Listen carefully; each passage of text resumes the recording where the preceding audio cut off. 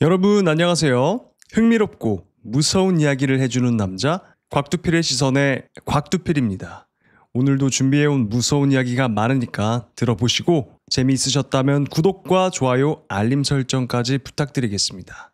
그럼 이야기 시작해보겠습니다. 자, 첫 번째 이야기입니다. 제목 동성로에서 있었던 일. 대구 시내에서 옷 좀 사고 차로 돌아오는 길이었어. 자가용이 있던 나는 228 공원에 차를 주차해놨거든? 근데 내 차에 도착하고 진짜 경악을 금치 못했어. 어떤 애가 내 차 보닛 위에서 막 방방 뛰고 놀고 있는 거야. 나는 너무 화가 나가지고 그 애한테 다가가서 화를 냈어. 너 지금 뭐 하는 거야? 빨리 내려와! 라고 말했는데 그 순간 사람들이 나를 막 이상하게 쳐다보는 거야. 사진 찍고 막 손가락질하고 욕하고, 아니 내가 뭘 그렇게 잘못했나 싶더라고. 그래서 그 애한테 너 어디 사는 누구야? 물어보려고 했는데 진짜 기절할 뻔했어. 왜냐면 그 아이 눈에는 흰자가 전혀 없었고 온통 까맣기만 했었거든. 나는 그 순간 진짜 심장이 철렁했어. 근데 밤이라서 내가 얘를 잘못 본 걸 수도 있겠다 싶어서 아니야, 진정하자. 스스로 주문을 외우면서 다시 그 아이를 딱 봤는데 아니 그 자리에서 사라진 거야. 애가 순간 없어졌어. 근데 어느 순간 차 보닛 위에 있던 걔가 차 천장 위에 걸터 앉아서 나를 보며 씩 웃고 있는 거야. 그러면서 혀를 쭉 내미는데 혀가 내 차의 유리창까지 닿는 거야. 쭉 내려와서. 그걸 본 나는 아마 정신을 잃고 그때 그 자리에서 쓰러졌던 것 같아.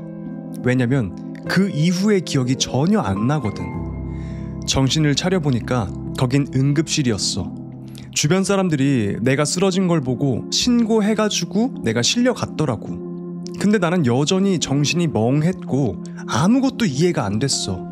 다음날 아침에 퇴원하자마자 집에 가서 이 차 블랙박스 영상을 확인하려고 했어. 대체 그게 뭐였던 거지? 진짜 그 꼬맹이 귀신이었나?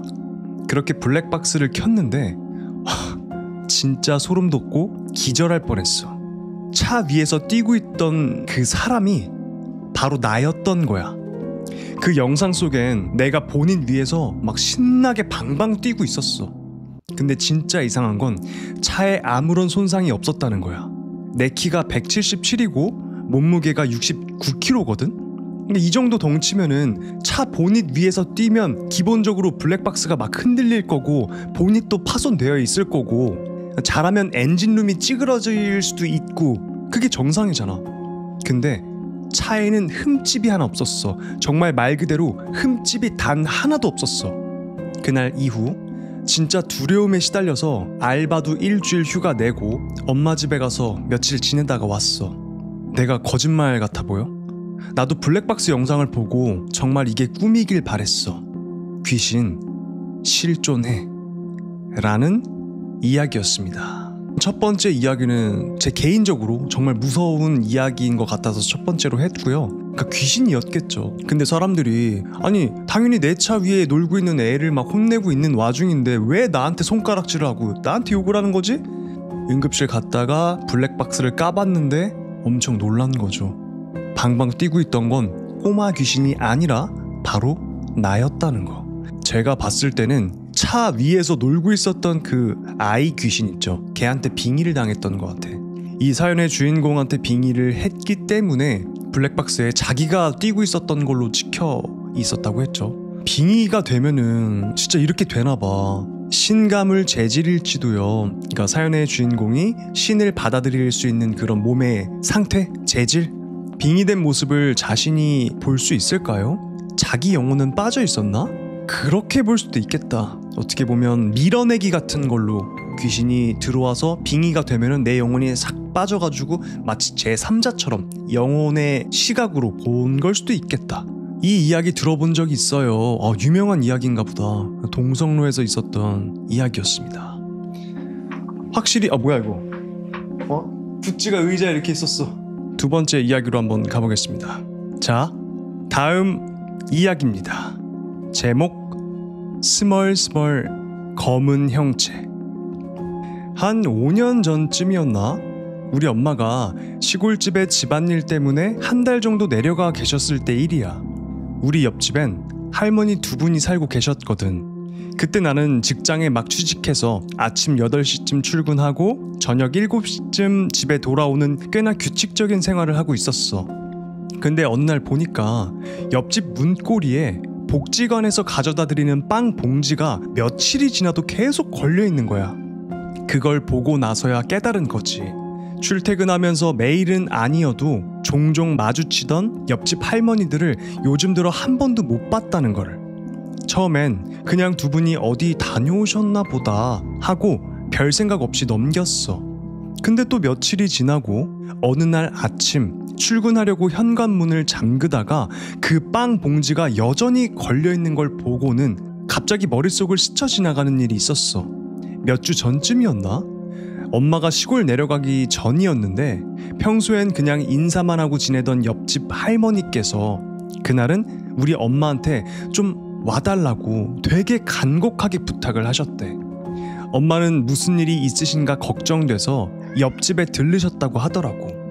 근데 집에 가보니까 할머니들이 엄마 손을 붙잡고는 베란다랑 구석 그리고 현관문 쪽을 막 가리키면서 저기 저 검은 것들을 좀 어떻게 해달라고, 너무 무섭다고 막 이렇게 하셨대. 현관문 앞에 그 검은 게 계속 서 있다고 하시고 베란다 쪽에선 자꾸 꾸역꾸역 검은 게 올라온다고. 엄마가 올라온다고요? 검은 게요? 하고 물으니까 검어 하시면서 말은 잘 못하시고 계속 검은 거라고만 하셨대. 정확한 표현은 안 나오시고 굉장히 두려워하시는 표정으로. 근데 우리 엄마 눈엔 아무것도 안 보이니까 그저 연세가 많으셔서 심신이 약해지시고 헛것을 본 게 아닐까 싶어서 그런가 보다 하고 그냥 넘기셨대. 우리 엄마가 원래 이런 쪽엔 둔감하신 분이거든. 무교시고 평생 점 같은 것도 한 번도 안 보신 분이야. 나도 엄마를 닮아서 그런가 그런 쪽은 별 감이 없고 몸이 좀 약하긴 해도 가위 눌림 같은 건 단 한 번도 겪은 적 없는 그런 체질이거든. 아무튼 그날 엄마는 할머니네 집이 워낙 정리가 안 돼 있어서 청소를 좀 해드리고 식사를 챙겨드리고는 그냥 오셨다고 했었어. 그 얘기를 들은 게 순간 떠오르더라. 그래서 그날 아침 출근길에 아파트 경비실에 들러서 경비 아저씨한테 말씀드렸어. 그 옆집에 빵 봉지가 며칠째 그대로 걸려있는데 할머니들도 요즘에 안 보이시고 좀 마음에 걸려서 그런데 혹시 한 번만 확인해 주실 수 있을까요? 경비 아저씨가 알겠다고 하시더라고. 그렇게 찝찝한 마음으로 출근했고 일을 하다 보니까 정신이 없어서 그날은 그 일도 잠깐 잊고 있었어. 근데 퇴근하고 집에 왔는데 경비 아저씨가 날 보자마자 조용히 알려주시더라고.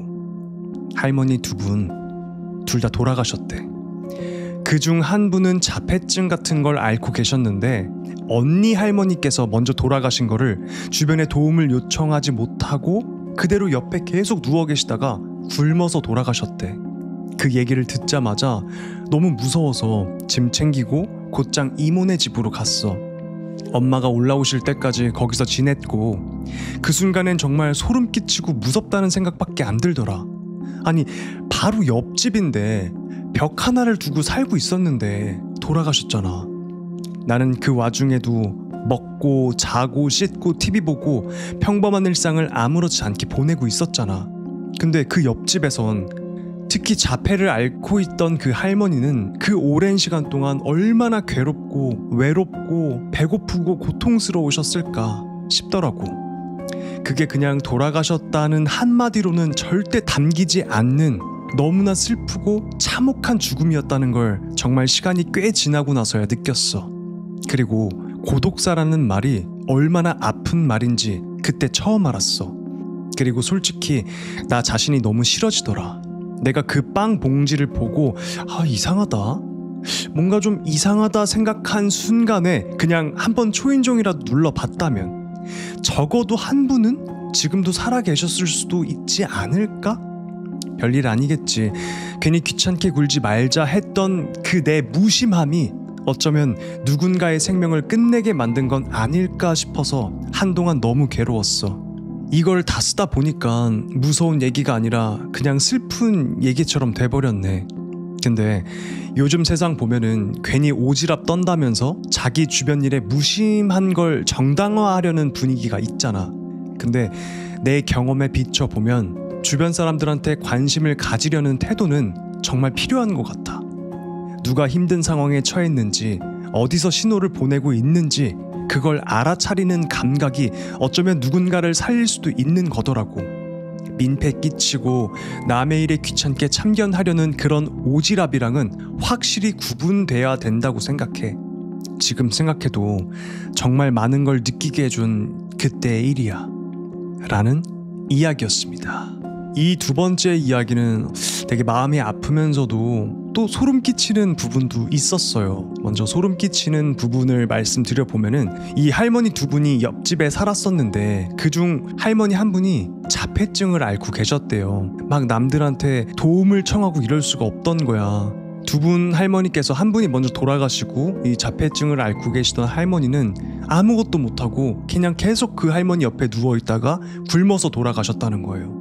베란다랑 방구석, 현관문 쪽 이렇게 세 군데에서 막 거무스름한 뭔가가 계속 꾸역꾸역 스멀스멀 올라온다고 얘기를 했어요. 자, 여기서 소름 끼치는 거 하나. 제가 많은 괴담을 얘기하다가 또 여러분이랑 소통하다가 알게 된 게 뭐냐면 저승사자가 한 명이서 오는 게 아니라 보통은 3인 1조라고 하죠. 3명이서 온대요. 이 할머니들이 본 게 베란다랑 방구석이랑 현관문 쪽 세 군데였죠. 저승사자였던 것 같아요. 제 생각에는 살 날이 얼마 남지 않았고 데려가야 되니까 계속 스멀스멀 꾸역꾸역 거무스름한 것들이 할머니들 눈에 보이기 시작했던 것 같아요. 요즘 사회가 그렇잖아요. 저도 그렇게 생각해요. 선뜻 나가서 도와주기가 힘든 사회가 됐잖아요. 혹시나 그런 걸 호의를 이용해가지고 범죄에 이용하는 사람들이 많잖아. 예를 들어서 그런 괴담도 많아요. 어떤 할머니가 지하철에서 무거운 짐을 막 낑낑대고 있으면은 당연히 저 같은 건장한 사람들은 가서 도와주겠죠.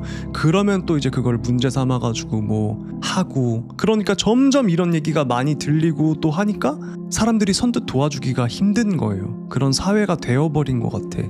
하지만 그래도 손을 내밀어야 되지 않을까 싶습니다.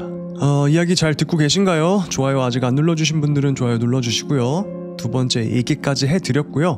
계속 이어서 다음 이야기로 가보겠습니다. 자, 다음 이야기입니다. 제목 밤낚시를 안 가는 이유.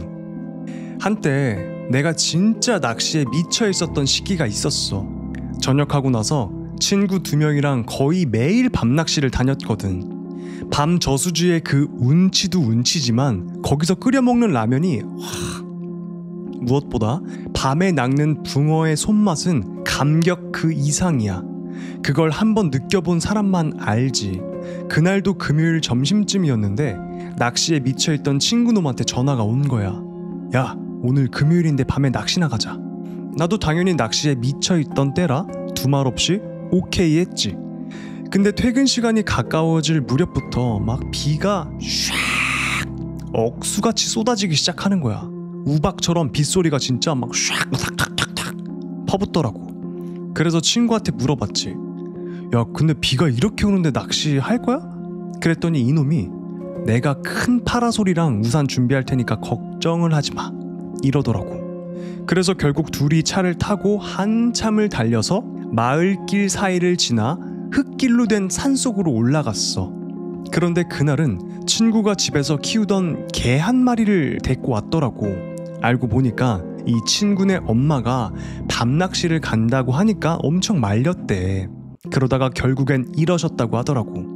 야, 그럴 거면 개라도 꼭 데려가. 이런 날 낚시하면 물귀신이 사람 잡아간다고. 개가 있으면은 귀신이 무서워서 못 나오니까 데려가. 친구는 그 얘기를 하면서 날 살짝 겁주려는 듯이 막 배시시 웃더라고. 가벼운 농담처럼 말이야. 저수지에 도착한 건 밤 8시쯤이었는데 그때도 비는 계속 내리고 있었어. 둑 위에 차를 세워두고 그 밑으로 내려가서 낚싯대를 펼쳐서 쫙 낚시를 시작했지. 10시, 11시쯤 되니까 역시나 이거 붕어 손맛이 기가 막힌 거야. 싱글벙글 웃으면서 낚시를 하고 있었는데 어느새 새벽 2시가 넘어갔어. 야식도 먹고 입질도 조금 뜸해지니까 친구는 야 잠깐 나 좀 자야겠다, 눈 좀 붙일게 하더니 둑 위에 세워둔 차로 올라가더라고. 근데 나는 그때도 입질이 조금씩 있던 터라 자리를 뜰 수가 없었어. 계속 낚시를 하고 있었지. 그런데 갑자기 옆에서 곤히 잠들어 있던 개가 벌떡 일어나는 거야. 그러더니 물길 쪽을 지그시 바라보더라고. 그 다음 순간 개가 미친 듯이 물 쪽을 향해서 막 지저대기 시작했어. 야, 조용히 좀 해. 내가 막 아무리 소리를 쳐도 이 개가 계속 무섭게 막 컹컹대면서 같은 곳을 보고 짖고 있는 거야. 심지어 나중에는 얘가 막 부들부들하면서 막 뒷걸음질까지 치기 시작하는데 그 순간까지는 얘가 심심해서 그런가? 뭐 이렇게 대수롭지 않게 넘기려고 했어. 근데 짖는 방향을 슬쩍 보니까 물속 어둠 속에서 무슨 사람 얼굴 같은 형체가 막 슥슥 스치듯이 보이는 거야. 그 순간 친구 엄마가 말했던 물귀신 얘기가 머릿속에서 번쩍 하더라고. 온몸에 소름이 쫙 돋고 뒷덜미가 서늘해졌어. 그땐 진짜 뭔 생각으로 그랬는진 모르겠는데 낚싯대를 막 다 던지고 뚝 위로 허겁지겁 뛰어 올라갔어. 근데 그때 뒤에서 그 외 수영장에서 사람이 물 밖으로 이렇게 나올 때 쏴 하는 그 소리 있지? 그 소리가 나는 거야. 비가 막 내리는 소리 사이로 그 소리가 분명하게 들렸어. 그리고 아깝네. 와, 그 소리를 듣는데 진짜 온몸이 얼어붙는 줄 알았어. 헐레 벌떡 차까지 뛰어 올라가서 문 열고 막 타가지고 문 꼭 잠그고 눈 감고 막 그대로 차 안에 박혀 있었어. 무서워서 숨도 제대로 못 쉬었어. 그날 아침 해가 뜰 때까지 우린 그 차 안에서 아무 말도 못하고 있었어. 그리고 개 말이야. 내가 너무 놀래가지고 실수로 차에 태우질 못했거든? 근데 아침에 보니까 얘가 없어진 거야. 진짜 어디에도 없었어. 친구한텐 지금도 계속 얘기해. 낚시 가자고 하면 그날 얘기를 또 꺼내거든. 너 기억 안 나냐? 그날 개 짖고 막 물귀신 나올 뻔한 거. 내가 낚싯대 집어 던지고 막 튄 거. 근데 이놈은 맨날 웃으면서 야, 뻥 좀 그만 쳐 라고 해. 믿지를 않아. 그래도 난 그날 이후로는 절대 밤낚시는 안 가. 절대로. 라는 이야기였습니다. 자, 이 이야기를 제가 갖고 오면서 정말 뭐 귀신도 소름 돋지만 전 더 소름 돋았던 게 뭐냐면 이 사연의 주인공이 더 소름이 돋는 거야. 아니 강아지 그 무서워서 막 도망쳤다면서 강아지를 왜 안 태운 거야? 그리고 그거를 히히덕거리면서 지 친구랑 얘기를 하고 있고, 더 웃긴 건 그 친구, 강아지의 주인인 그 친구도 그냥 배시시 웃으면서 야 구라치지 마 이러고 있다는 게 너무 사이코패스 같은 거야. 둘 다 강아지를 왜 안 태워요? 자기보다 약한 생물을 챙겨야 되는 거 아닌가? 너무 승질이 나는 거예요. 저는 이 부분이 더, 물론 무서워서 경황이 없을 수도 있는데 너무 좀 찌질하고 좀 그런 것 같아요. 귀신들이 원래 어둡고 습하고 이런 데를 좋아하잖아요. 특히나 물 좋아하고. 그러니까 밤낚시가 얼마나 위험하겠어. 귀신들이 딱 데리고 가기 좋은 그런 환경이겠죠? 거기다 또 비까지 왔다고 했잖아요. 꼭 하지 말라는 걸 했을 때 이런 사단이 나는 겁니다. 강아지가 막 짖었고 결국엔 강아지 때문에 살았죠. 근데 그 강아지를 지켜주지 않았던 거고, 강아지가 물쪽, 그러니까 얘가 심심하거나 뭔가 벌레를 봤으면 시야가 왔다 갔다 했을 텐데 이 강아지가 물속에 어느 한 지점만 보고 계속 짖은 거예요. 그러다가 막 뒷걸음질 치고 얘도 무서웠던 거지. 하지만 자기 주인도 아니고 자기 주인의 친구를 지키려고 그렇게 짖고 있었는데, 사람의 형체 같은 게 보이자마자 이 사연의 주인공은 무서워서 바로 강아지를 내팽겨치고 차 위로 도망을 칩니다. 근데 도망을 칠 때 비가 쫙 내리는 소리 속에서 선명한 소리를 하나 들었어요. 수영장에서 사람이 물속에서 이게 나올 때 쫙 하는 소리와 함께 아깝네. 이런 귀신의 소리를. 여러분도 혹시 낚시를 좋아하시는 분이 있는지는 모르겠어요. 한번 빠지면은 뭐 나오지를 못한다며. 저는 다행히 한 번도 낚시를 해본 적이 없어가지고 그렇게 재밌는지는 잘 모르겠어요. 이렇게 밤에 비가 오는 날도 갈 정도인가? 하여튼 여러분도 낚시를 좋아하시는 분이 계시다면은 뭐 가시는 것도 좋겠지만 낮에 가는 게 어떨까 그런 생각을 좀 해봅니다. 밤에는 음기도 강한데 비 오는 날 가니까 음기가 더더더 맥스였을 거예요. 꾸역꾸역 가놓고 도와준 강아지 버리고 혼자만 도망가게. 그러니까 그게 너무 승질나는 포인트인 거예요. 저도 귀신이 강아지 데리고 간 건 아니겠죠? 아마도 끌고 들어가지 않았을까 싶기도 합니다. 낚시 여러 명이서 하면은 정말 재밌어요. 담소도 나누고 소주도 마시면서 고기 잡으면 지인들한테 고기 나눠주는 재미도 있더라고요. 저도 살면서 한 번쯤은 가보고 싶긴 해요. 무서운 이야기는 계속됩니다. 제가 다음에 들려드릴 이야기는요, 시리즈물입니다. 총 3편으로 이루어져 있고 1편, 2편 그리고 외전으로 나누어져 있습니다. 그럼 1편부터 시작을 해보겠습니다. 자, 다음 이야기입니다.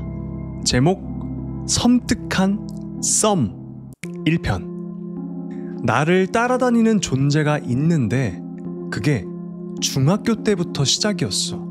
처음 가위를 눌렸던 게 중학교 때였거든. 무언가에 꽉 눌리는 느낌이 들고 몸도 안 움직이고 눈도 안 떠지고 진짜 너무 무서웠어. 다음날 너무 무서워서 인터넷도 찾아보고 주변 사람들한테도 물어보고 그제서야 그게 가위 눌림이란 걸 처음 알게 된 거야. 근데 이 망할 가위가 그 이후로 일주일에도 막 2번, 3번 계속 걸리는 거야. 처음엔 무섭다가 나중엔 공포보다는 짜증이 나기 시작하더라고. 그래서 다음번에 가위에 눌리면 그냥 몸에 힘을 빡 줘서 풀어버려야겠다 이렇게 벼르고 있었지. 근데 정말 기다리고 기다리던 가위가 딱 걸린 거야. 바로 다리에 힘을 줘서 풀었는데 그 순간 눈앞에 뭔가 허연 게 아른아른 거리다가 사라지는 거야. 정말 무서워가지고 그날 밤은 그냥 잠을 못 자고 밤을 새고 말았지.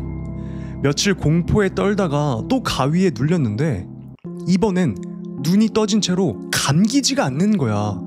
그래서 그냥 정면을 계속 쳐다보게 됐는데 방 구석에 있는 옷장 위에 무언가가 앉아 있었어. 그게 웃으면서 날 보고 있더라고. 흰 소복은 아니고 무늬가 있는 흰 원피스를 입고 있었어.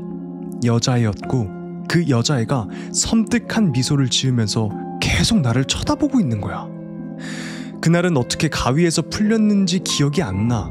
내가 너무 무서워서 기절했는지 어땠는지는 모르겠어.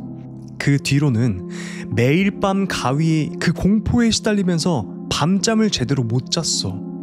그러다가 마침 우리 집이 확 망해버렸지. 도망치듯이 이사를 갔고 1년이 지나 난 고등학생이 되었어. 이사를 간 후에도 가끔 가위는 걸리긴 했는데 슬슬 기억에도 희미해질 무렵이었어. 어느 겨울날이었는데 자고 있다가 너무 추워서 잠에서 깼어. 근데 그냥 춥다기보다는 한기가 온몸을 파고드는 느낌?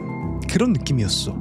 그 당시엔 반지 하방에서 살았고 장판도 틀고 난로도 켜고 자곤 했거든. 아무튼 눈을 떴는데 역시나 가위에 눌린 상태였어. 아, 이거 또 가위네. 아우 귀찮아. 이런 생각이 먼저 들었어. 이젠 가위 눌림을 많이 겪어봐서 예전처럼 다리에 힘을 탁 주거나 그런 건 안 해. 그냥 참고 있거든. 근데 문제는 1년 전에 봤던 그 섬뜩한 여자가 내 옆에 누워있는 거야. 그때 가위는 풀렸다고 생각했는데 그러니까 실제로는 풀리지 않고 있었던 거지. 그 여자라고 확신이 든 이유는 그 흰 원피스랑 그 섬뜩한 미소 때문이었어.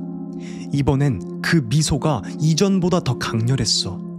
이 가위를 어떻게든 풀어야겠다는 일념으로 온몸에 힘을 빡 줬는데 가위가 안 풀리는 거야. 그렇게 한참을 그 여자랑 나란히 누워 있었어. 묘사를 하자면 얼굴은 분명히 보이긴 하는데 정확히 어떻게 생겼는지가 안 보이는 거야. 그러니까 잘 모르겠어. 뭔가 흐릿하게 보이면서 도저히 쳐다보고 싶지 않은 그런 얼굴이었어. 그래서 그 얼굴이 너무 보기 싫어서 얼굴에 최대한 힘을 줘서 반대쪽으로 휙 돌려버렸어. 그 순간 가위에서 풀려나긴 했는데 몸에서는 한기가 계속 느껴지는 거야. 공포에 떨고 있는데 갑자기 우리 앞집 강아지가 막 미친 듯이 짖고 닭이 막 꼬끼야 하면서 막 울기 시작하는 거야. 여기 살던 데가 좀 시골틱한 동네였거든. 옥상에서 닭을 키우는 집도 있었고. 그렇게 강아지 짖는 소리랑 닭 우는 소리가 막 울려 퍼지더니 몸에 있던 한기가 싹 사라졌고 조심스럽게 뒤를 돌아봤는데 그 여자는 없었어. 폰을 들어서 시계를 봤더니 새벽 4시였어. 주변 사람들한테 이 얘기를 아무리 해도 야, 너 기가 허해서 그래. 너 믿음이 부족해서 그래. 막 이런 얘기만 하더라고. 독실한 기독교 신자였던 우리 엄마도 그런 반응이었고 그중 한 친구는 그거 귀접이야 라고 하더라고. 그러고 보니 그 섬뜩한 미소를 짓고 있던 그 여자는 얼굴이 꽤 괜찮은 편이긴 했어. 아무튼 그 후로는 다행히 집안 빚도 어느 정도 갚고 다른 집으로 전세로 이사를 하게 되었어. 고2가 돼서 공부 정말 열심히 해야겠다라는 마음으로 학원, 독서실 등을 다니게 됐고 집에 보통 12시, 새벽 1시쯤 들어가곤 했어. 전셋집으로 이사한 지 대략 1년쯤 됐던 어느 날이었어. 집에 돌아오는 길에 저 멀리 어떤 여자가 보였어. 근데 그 여자를 보는 순간 다리가 굳어버린 거야. 흰 원피스, 섬뜩한 미소, 나한테 다가오고 있었어. 다리가 안 움직이고 몸이 살짝 떠있는 느낌? 그런 느낌이었어. 뭐랄까 공중부양 같은 그런. 근데 그 다가오던 여자가 내 5m, 6m 앞에 멈추더니 갑자기 다른 집 쪽으로 방향을 확 틀어서 그대로 가버리는 거야. 뭐지? 하면서 멍하게 서 있었는데 그 여자가 멈췄던 집 옆이 무당집이었어. 진짜 온몸에 털이 쭈뼛 서고 집으로 도망치듯 뛰어들어갔어. 근데 사실 지금도 그게 내가 진짜 겪은 건지 아니면 꿈인 건지 모르겠어. 기억은 너무 생생한데 그 다음 기억이 다음날 아침이고 교복을 입은 채로 잠들어 있었거든. 그때 진짜 드디어 왔구나. 그 섬뜩한 표정의 여자가 우리 집을 찾는데 1년이 걸렸구나 라는 생각이 들었어. 다음 편에 이어서 이야기해줄게 라는 이야기였습니다. 섬뜩한 썸이잖아요. 이 귀신과 썸을 탄다 뭐 이런 이야기인 겁니다. 이 하얀색 원피스를 입고 섬뜩한 미소를 짓고 있는 이 여자가 계속 사연의 주인공한테 붙어 있는 거예요. 그리고 집을 이사를 했음에도 불구하고 따라온 거야. 1년 만에 찾다가 그게 너무 소름 돋는 거죠. 이사를 하고 1년 동안은 얘가 안 보였어요. 근데 어느 날 길에서 마주쳤고 그때부터 또 다시 이 섬뜩한 썸이 시작이 된 겁니다. 얼마나 집착이 심했으면은 그 이사를 갔는데도 그걸 따라와가지고 와, 하긴 그 정도 집착이 있어야 승천하지도 못하고 이승에 남아가지고 악귀가 된 거겠죠. 근데 또 그런 건 있어요. 확실히 몸이 허약해지면은 정신도 좀 허약해지긴 하더라고. 운동하고 규칙적으로 살고 그러다 보면은 정신력도 강해지긴 하더라고요. 그 어느 정도 일리 있는 말이긴 해. 이게 그래서 첫 번째 이야기였고요. 바로 이어서 다음 이야기로 넘어가 보겠습니다. 자, 다음 이야기입니다. 제목 섬뜩한 썸 2편. 1년 만에 나타났던 그 여자는 그 후로도 종종 모습을 드러냈어. 당시 나는 독서실을 끊어놓고 주말마다 가서 잠을 자곤 했어. 어느 날 꿀잠을 자고 있었는데 몸이 너무 무거운 거야.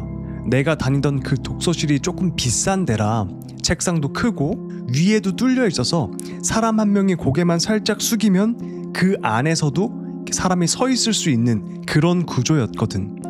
그날 고개를 들었는데 누가 물구나무를 선 채로 나를 쳐다보고 있는 거야. 진짜 미친놈처럼 소리를 지르면서 뒤로 자빠졌지. 그 이후로 괜히 무서워서 엄마한테 돈만 받고 독서실엔 안 갔어. 그 돈은 용돈으로 썼습니다. 죄송합니다 어머니. 그 다음부터는 딱히 기억에 남는 에피소드는 없었고 무난하게 고등학교 졸업을 하고 타지로 가서 기숙사 생활을 하게 되었어.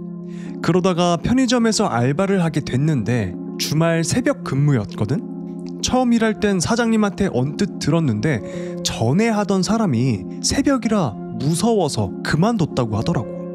뭐 별일 없겠지 했는데 4개월쯤에 아무 일 없이 알바를 하다가 새벽에, 그러니까 PSP로 게임을 하면서 시간을 보내고 있었어. 그때 아주 희미하게 뭐 말소리 같은 게 막 들리는 거야. 막 이런. 게임을 하느라 처음엔 잘 못 들었는데 이상하다? 뭐지? 이상해서 게임을 끄고 소리가 나는 쪽을 찾아봤지.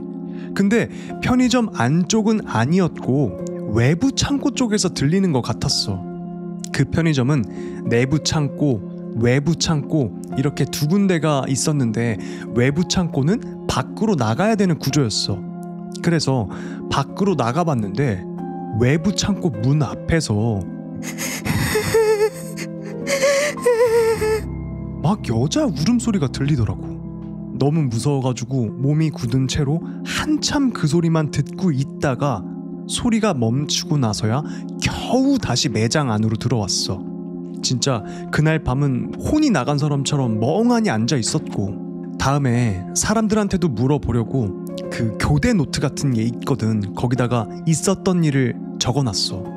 근무 중 특이사항을 적는 노트가 있어서. 근데 다음 주에 가서 보니까 평일 새벽 근무자도 그 소리를 들었다고 적혀 있는 거야. 그리고 일요일에서 월요일 넘어가는 새벽 근무를 섰는데 월요일 아침에 사장님이 나오니까 내가 그 얘기를 했지. 근데 사장님은 모르겠네, 잘못 들은 거 아니야? 이렇게 얼버무리더라고.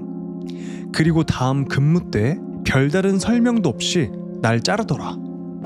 사실 나도 좀 찝찝하긴 했어서 관둘까 고민하던 참이었거든. 그래서 별말 안 하고 퇴직금이나 주세요 하고 그냥 나왔지.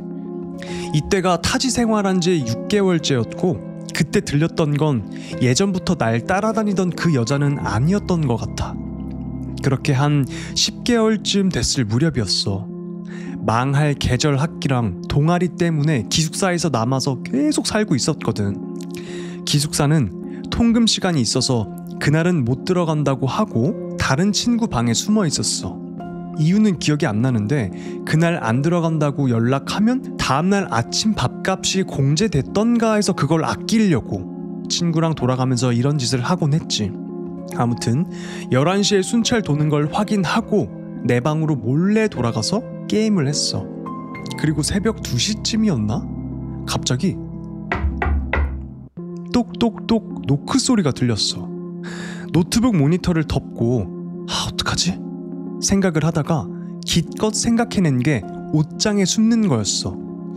숨는 중에 노크 소리가 또다시 들렸고 완전히 내가 숨었을 때 다시 한번 노크 소리랑 끼익 문을 여는 소리가 들렸어. 근데 그 다음부터는 발소리도 없고 말소리도 없고 그냥 한참을 조용한 거야. 그리고 한참 있다가 문 닫히는 소리만 들렸지. 물론 나는 밤새 옷장에서 못 나왔고 다음날에 몸이 막 뻐근해서 죽는 줄 알았어. 그리고 그해 4월 그냥 군대를 가버렸어. 그때 확실히 느꼈던 게 뭐냐면 이사를 가거나 다른 데로 가도 그 여자가 찾아오는 주기가 점점 짧아진다는 거였어. 일병 말 상병 달기 한 달도 안 됐을 때였는데 그때 훈련이 있었거든. 근데 내가 발에 병이 생겨가지고 걸을 수가 없었어.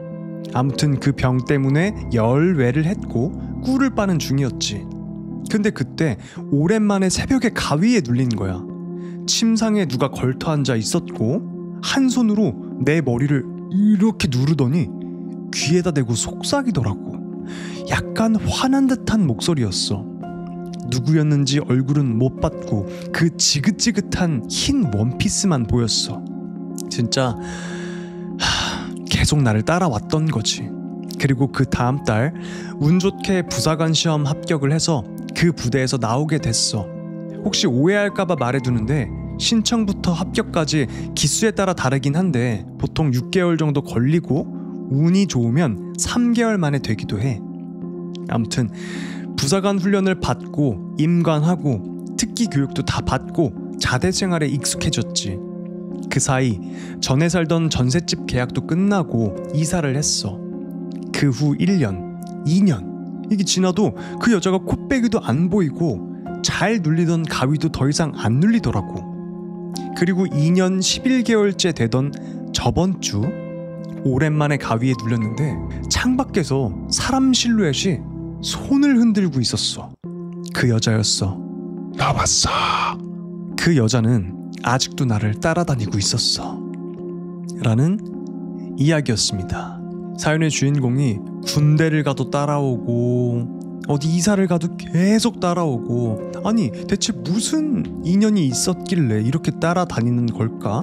여자 귀신이 생전에 자기가 좋아했던 남자랑 닮았을까요? 아니 도대체 왜 이렇게 따라다니는 거지? 이렇게 집착이 심한 귀신은 저도 처음 들어봤거든요. 이 정도로 심한 거는. 와, 마지막에도 그러니까 2년 11개월 동안 안 나타나가지고 이제 떨어졌나 했는데 창밖에서 손을 흔들면서 나왔어.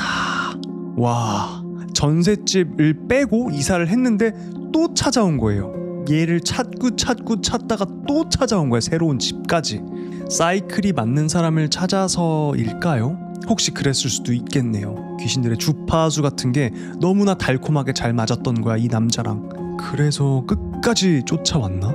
방방 곳곳을 찾아다녔겠네, 이 귀신이. 그러니까 지방령은 아니었네요. 대단하다, 진짜 대단해. 야, 살아생전에 그러면은 뭐라도 성공을 했을 텐데. 그쵸, 이 여자는 뭐라도 성공을 했을 거야, 이 정도 집착이면은. 그 레이더라고 하나? 나침반처럼 정확한 거리는 몰라도 방향은 아는 거야. 이쪽 방향에 걔가 있겠다. 이래서 계속 따라온 거 아니었을까요? 진짜 독하다. 무섭다. 제가 봤을 때는 이 남자가 귀신을 볼 수 있는, 그리고 느낄 수 있는 영안이 튀어 있는 것 같아요. 제가 아까도 말했지만 강한 귀신을 만나거나 했을 때 이 영안이 트이는 경우도 있는 것 같다고 했잖아요. 여기서도 지금 보면은 그 여자 귀신만 보는 게 아니라 편의점에서 외부 창고에 있던 어떤 낯선 여자 귀신도 조우를 했죠. 눈으로 직접 본 건 아니지만 흐느끼는 소리를 들었죠. 근데 그 편의점 사장님이 이유 없이 사연의 주인공을 잘라버렸어요.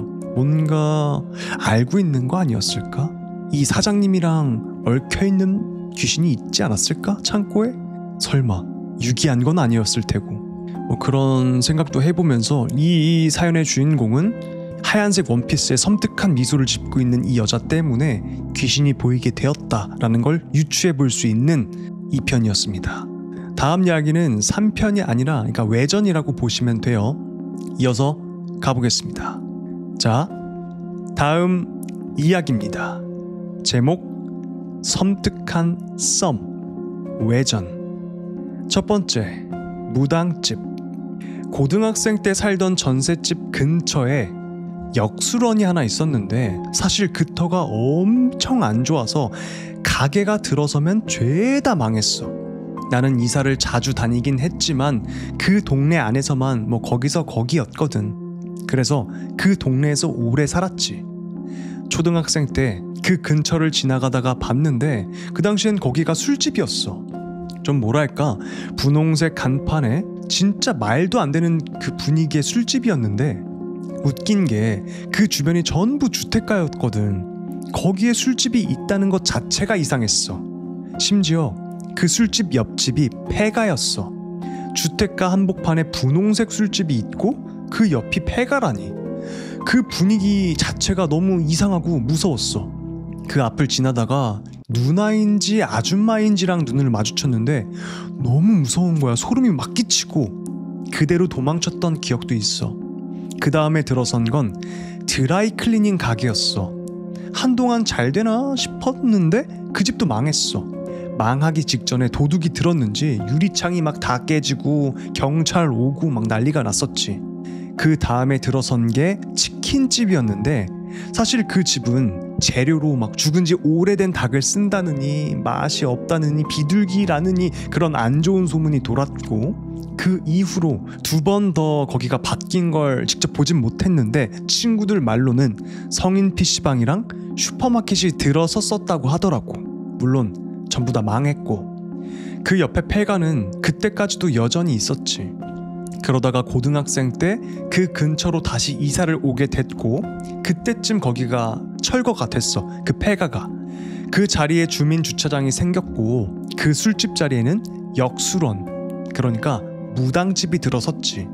근데 주차장이 관리가 전혀 안 돼서 쓰레기만 막 쌓이고 풀이 무성하게 자라서 폐가였을 때만큼이나 분위기가 음산해졌었어. 무당집은 결국 그곳을 버리고 떠나버렸고 다른 곳으로 옮겼다고 들었어. 그리고 당연하게도 그 건물은 또 폐가가 되어버렸고, 폐가도 전염이 되나봐. 진짜 얼마나 터가 안 좋으면 귀신도 오다가 도망가겠냐 싶어서 소름이 막 끼쳤어. 두 번째, 훈련소 귀신썰.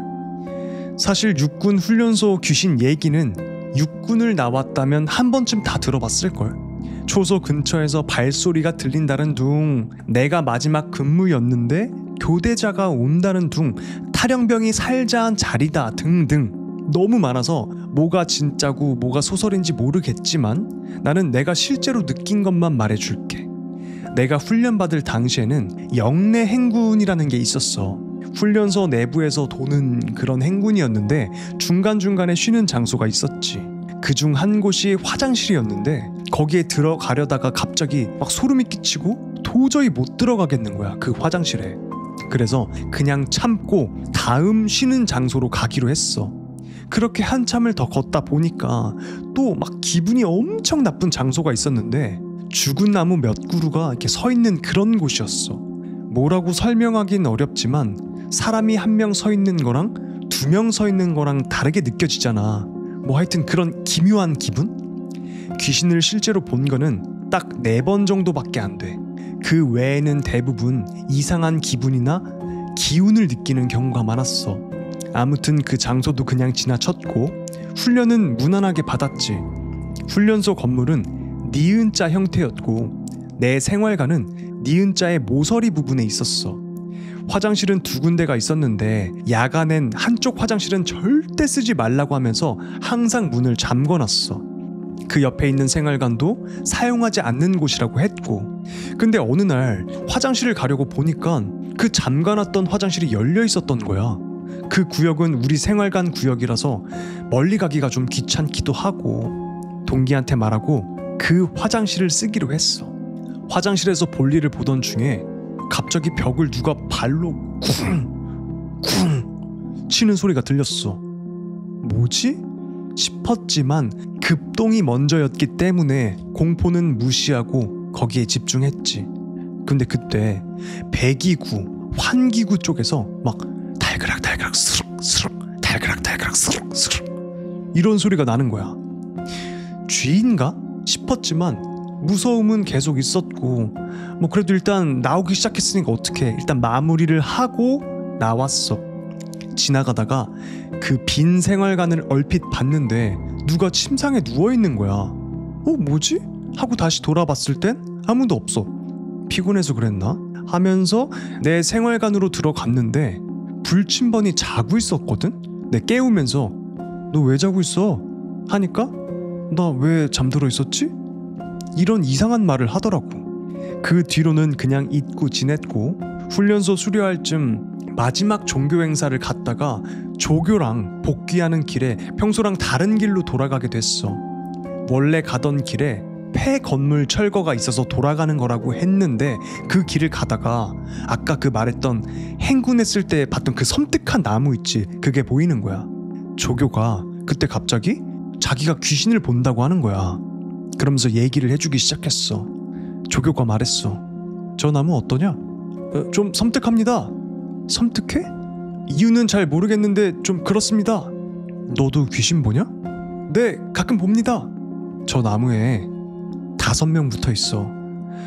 원래 4명이었는데 나무 자르던 사람이 사고로 죽어서 이제 5이야. 그 이후로 조교가 자기가 겪은 귀신설을 엄청 풀었는데 나는 그게 전부 진실이라고는 믿진 않아. 근데 몇 가지는 진짜 마음에 걸렸어. 옛날에 훈련병 하나가 영내 탈영을 했다고 하더라고. 수색대를 피해서 화장실에 숨었는데 수색대가 한 칸씩 확인을 하던 도중에 이 공포를 이기지 못하고 혀를 깨물고 거기서 살자를 했다는 거야. 그 화장실이 내가 행군 중에 소름이 막 끼쳐가지고 못 들어갔다고 했던 그 화장실 있지? 바로 그 화장실이었어. 솔직히 아직도 믿고 싶진 않아. 혀를 깨물고 죽는다는 게 그렇게 쉬운 일이 아니잖아. 또 내 생활관이 있는 곳의 사무실에서도 예전에 간부가 살자를 했다고 하더라고. 가끔 새벽마다 나와가지고 벽을 쿵쿵 친대. 폐쇄된 생활관도 예전에 사용하던 곳이었는데 거기서 훈련병 한 명이 또 살자를 한 거야. 그 후로 가끔 그 침상 위에 누가 진짜 누워있는 걸 봤다는 얘기도 있었고, 심지어 죽어서까지 군대에 있기 싫었는지 화장실, 배기구를 통해서 막 기어가지고 타령을 시도하는 귀신도 있다고 하더라고. 다른 썰도 많았지만 나는 그 이야기들이 제일 귀에 남더라고. 왜냐면 내가 다 보고 내가 다 들었으니까. 그리고 이제 본론으로 돌아오자면 나를 따라다니는 그 여자 귀신 말이야. 사람들이 그러는 거야. 아니 그렇게 오래 시달렸다면서 성불은 왜 안 시켜주냐, 얘는 왜 아직도 너를 안 떠나냐. 무당집에도 가봤어. 그런 일들이 있었으니까 당연히 궁금해서 갔지. 근데 무당이 나를 보자마자 딱 한마디 하더라고. 무당이 말했어. 너 귀신한테 시달리고 있지? 어떻게 알았지? 목에 귀신이 매달려 있어. 목 뻐근하고 자도 피곤하지? 여기서 나는 생각했지. 뭔가 이상한데? 무당이 다시 말했어. 갓난아기가 목에서 울고 있구만. 나는 생각했지. 역시 무당은 믿을 수가 없네. 무당이 말했어. 동생 하나 있었지? 내가 말했지. 없거든요? 저 외아들이에요. 이런 대화를 막 주고받다가 이거 완전 엉터리구만 싶어서 그냥 대충 듣고 나왔어.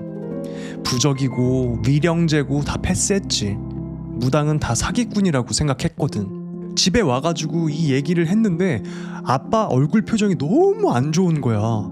근데 이상해가지고 왜 그러냐고 물어봤더니 사실은 유산한 동생이 있었다고 하더라고. 나한테. 둘째를 가졌었는데 엄마 몸이 너무 안 좋아가지고 유산을 했었다고. 그걸 듣고 나서 말문이 턱 막혔어. 그리고 지금도 가끔 목 뒤가 막 뻐근해. 아직 그 아이는 나한테 있는 걸까? 내 동생. 그리고 무당도 못 보는 나를 따라다니는 그 여자, 내가 대체 어떻게 성불을 시켜줘야 되는 걸까? 라는 이야기였습니다. 이렇게 이번 시리즈가 끝이 났고요. 소름 돋는 포인트가 굉장히 많았죠. 이 무당집에서 너 동생 있지? 목에 귀신이 붙어있어. 이렇게 말해가지고 얘가 엉터리라고 생각했는데 이거를 아버지한테 말하니까 아버지가 표정이 탁 변한 거야. 왜냐? 진짜로 유산한 동생이 있었거든. 그러니까 이 사연의 주인공 목에는 이 동생, 그러니까 엄마가 유산한 동생이 계속 붙어있는 거예요. 어쩌면 그래가지고 귀신을 볼 수 있었던 걸까? 계속 매달려 있으니까 뭔가 주파수가 맞춰지면서 그러면서 영안이 차차 뜨이지 않았을까 싶기도 합니다. 그리고 이 사람이 군대에서 느꼈던 기묘한 이야기들, 자기가 먼저 막 다 봤잖아요. 섬뜩한 나무, 그리고 들어가기 싫었던 화장실, 이런 거를 보고 듣고 하면서 이상하다 했는데 조교가 마침 귀신을 보는 사람이었던 거야. 근데 이 조교가 내가 말을 안 했는데 미리 먼저 다 말을 해준 거지.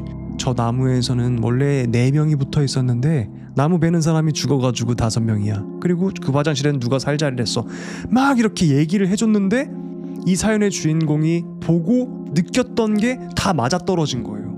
진짜 소름 돋는다. 근데 여기서 이 무당도 목에 붙어있는 아기 귀신, 사연의 주인공의 동생 유산한 귀신이 붙어있는 건 봤지만 이 무당도 여자 귀신을 못 본 거야. 얼마나 이 악기가 셌으면은 귀신이 세면 셀수록 자신의 모습을 잘 감춘다고 하는 얘기를 들었거든요. 이 무당 눈에도 안 보일 정도면은 얼마나 집착이 심하고 강했겠어요. 너무 무섭다. 그리고 이 첫 번째 얘기인가 두 번째 얘기에서 이 하얀색 원피스를 입고 섬뜩한 미소를 짓던 이 여자가 길거리에서 나를 마주쳤을 때 나한테 다가오고 있었는데 갑자기 멈칫하고 방향을 틀어서 딴 데로 갔다고 했죠. 근데 그 부근이 지금 나온 무당집이었던 거예요. 그러니까 이 귀신이 무당집을 피해서 다른 곳으로 갔던 거야. 그러니까 다 이어지는 이야기였어요. 어떡하지? 일로 와봐. 디오리 남자한테 와봐. 어쩌라 그래. 디오리 무서운 얘기 아는 거 있으면 해줘봐. 그런 일이 있었니? 응. 무서워. 여러분, 디오리가 해주는 무서운 이야기 잘 들었어요? 다음 이야기 한번 가보겠습니다. 자, 다음 이야기입니다. 제목 음침했던 아이. 벌써 20년도 지난 이야기야. 내가 초등학생이었을 때 우리 가족은 주말마다 빠지지 않고 할머니 댁에 갔었어. 고기도 구워 먹고 산도 타고 자연 속에서 평일에 지친 몸을 힐링하는 그런 시간이었지. 할머니 댁은 담이 낮았거든. 그래서 초등학생인 나한테도 그 담이 그렇게 크다고 느껴지진 않았어. 근데 그 담 너머에 작은 집이 한 채 있었어. 그 집 마루엔 내 또래로 보이는 애가 늘 혼자 막 중얼중얼 거리면서 말을 하고 있었어. 어느 날 나랑 동생이 매미를 잡으러 산에 돌아다니다가 그 아이를 마주쳤어. 뭔가 막 음침한 느낌이었달까? 나는 원래 낯가림이 심해서 그냥 지나치려고 했는데 그 아이가 먼저 나한테 말을 걸어왔어. 몇 살이야? 어디서 왔어? 지금 뭐하고 있었어? 이렇게 꼬치꼬치 묻는데 처음엔 좀 경계를 했지만 또 묘하게 정중하고 말투가 또렷해서 나도 그냥 대답을 해줬어.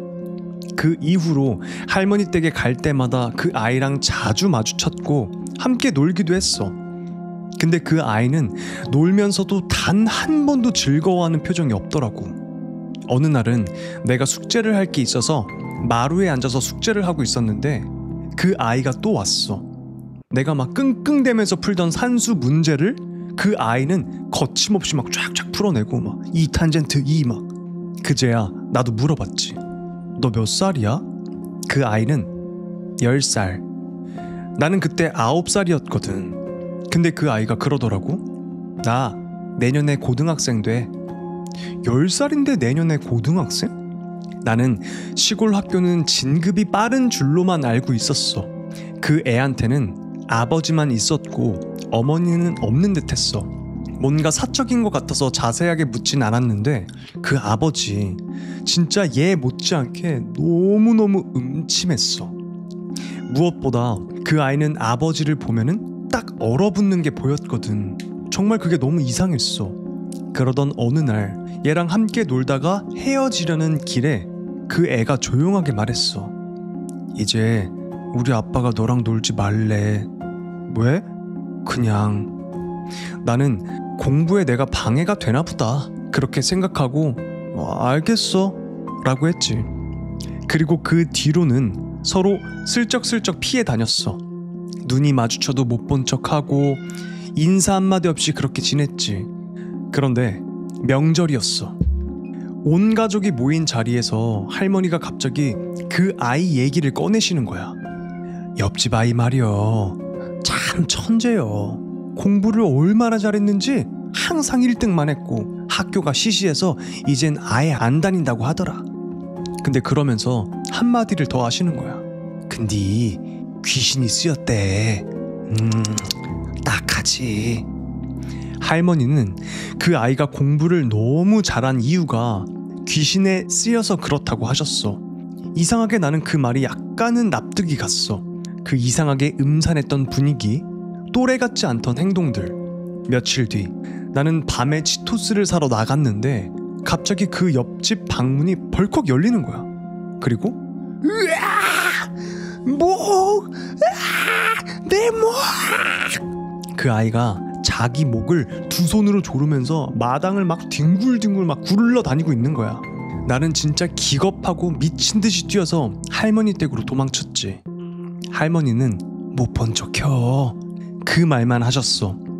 그 후로 그 아이는 보이지 않았고 마을 사람들은 며칠 동안 그 아이를 찾아 헤맸어. 그리고 몇 날 며칠을 찾던 그 아이는 결국 뒷산 나무에 목을 맨 채로 발견됐어. 근데 더 소름 돋는 건 그 시체의 상태였어. 혀가 길게 늘어져 있었고 엉덩이 쪽에서는 막 내장이 빠져나와 있었는데 그게 전부 동물의 것으로 바뀌어 있었어. 그리고 정말 이상했던 건 그 아이가 사라진 지 하루밖에 안 됐는데도 시체의 상태가 엄청나게 부패하고 있었다는 거야. 말도 안 되는 속도로. 그 사건 이후 옆집 아저씨는 홀로 마을을 떠났고 그 집은 결국 흉가가 됐어. 지금도 할머니 댁에 가면 그 흉가를 지나가야 하는데 가끔 그 앞을 지나치다 보면은 그 아이가 아직도 막 목을 조르면서 마당을 뒹굴다가 문을 열고 튀어나올 것만 같아. 진짜 등골이 막 서늘해져 라는 이야기였습니다. 이번 이야기 좀 안타까우면서 대체 왜 귀신한테 씌었을까? 그리고 이 아이와 아버지 둘 다 음침했다고 했는데 그 이유는 무엇이었을까? 이게 참 궁금했던 이야기였습니다. 이 아이가 10살인데 귀신에 씌었는지 공부를 너무 잘한 거예요. 막 푸는 문제마다 술술술술.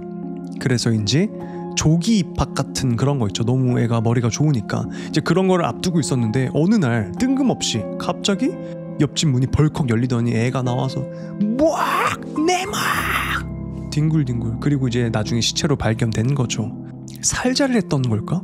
아니면 이 아빠가 매단 건가? 그건 잘 모르겠어요. 하여튼 의문투성이야 이 이야기는. 그래서 되게 무서웠던 이야기고 제가 생각할 때는 이 아버지가 해서는 안 되는 그 비방 같은 걸 했던 것 같아. 이 아이한테. 그러니까 와이프가 도망갔으니까 이 아이하고만 둘이 남아있는데 자기 인생을 기댈 곳이 이 아이밖에 없었던 거지. 그래서 이 아이한테 하면 안 되는 비방 같은 걸 해가지고 공부를 잘하게 막 그렇게 했던 것 같아. 그래서 얘가 실제로 공부를 잘하게 되었죠. 근데 그게 귀신이 씌인 상태였던 거죠. 결국엔 이 아이의 목숨까지 앗아가게 된 거고 이 아버지는 홀로 마을을 떠났다고 하죠. 제가 생각할 땐 그런 건데 여러분은 어떻게 생각하세요? 그리고 또 이상했던 게 아이의 시체 그 상태. 목을 매달고 죽으면 혀가 쭉 내려온다는 건 아시죠 여러분들? 근데 애 이제 항문 쪽에서 장기가 다 쏟아져 내려왔고 근데 그 장기들이 동물의 것으로 바뀌어 있었대. 이게 무슨 말인지는 잘 모르겠어. 아시는 분들은 댓글로 부탁드리고요. 등가 교환이죠. 맞아요. 모든 건 등가 교환인 것 같아요. 노력 없이 얻으려고 하면은 반드시 그에 상응하는 대가가 있어야 됐을 거고 이 아저씨는 아마도 아이의 생명을 대가로 하지 않았을까 싶습니다. 동물 내장 얘기 나오는 거 보면은 아버지가 자식을 제물로 저주를 걸었다? 엄마한테? 그 엄마가 없어진 것도 설마 이 아저씨가 비방을 했나 뭔가를? 그런 걸 수도 있겠네. 엄마가 괜히 나간 게 아니라 어떤 사이코의 짓일까요? 그러니까요. 그게 잘 모르겠어요. 이게 귀신의 짓인지 뭔지 아니면 원래 동물이었는지. 아무리 성공이 좋다고 하지만 생명보다 귀하겠습니까? 그것도 자기 생명도 아니고 아들의 생명을 담보로 해가지고 참 못났다 못났어 쌍놈 새끼. 자 그러면 다음 이야기로 한번 가볼까요? 아직 구독 안 눌러주신 분들 구독 부탁드리겠습니다. 자 다음 이야기입니다. 제목 룸메 어머니. 찌는 듯한 여름이었어. 기말고사 기간이라서 몸도 마음도 지쳐 있었는데 일찍 찾아온 더위 때문인지 정말 죽을 맛이었지. 밤이 돼도 전혀 기온이 안 떨어져가지고 공부에 집중도 안 되고 막 머리 끝까지 짜증이 막 올라와 있었어.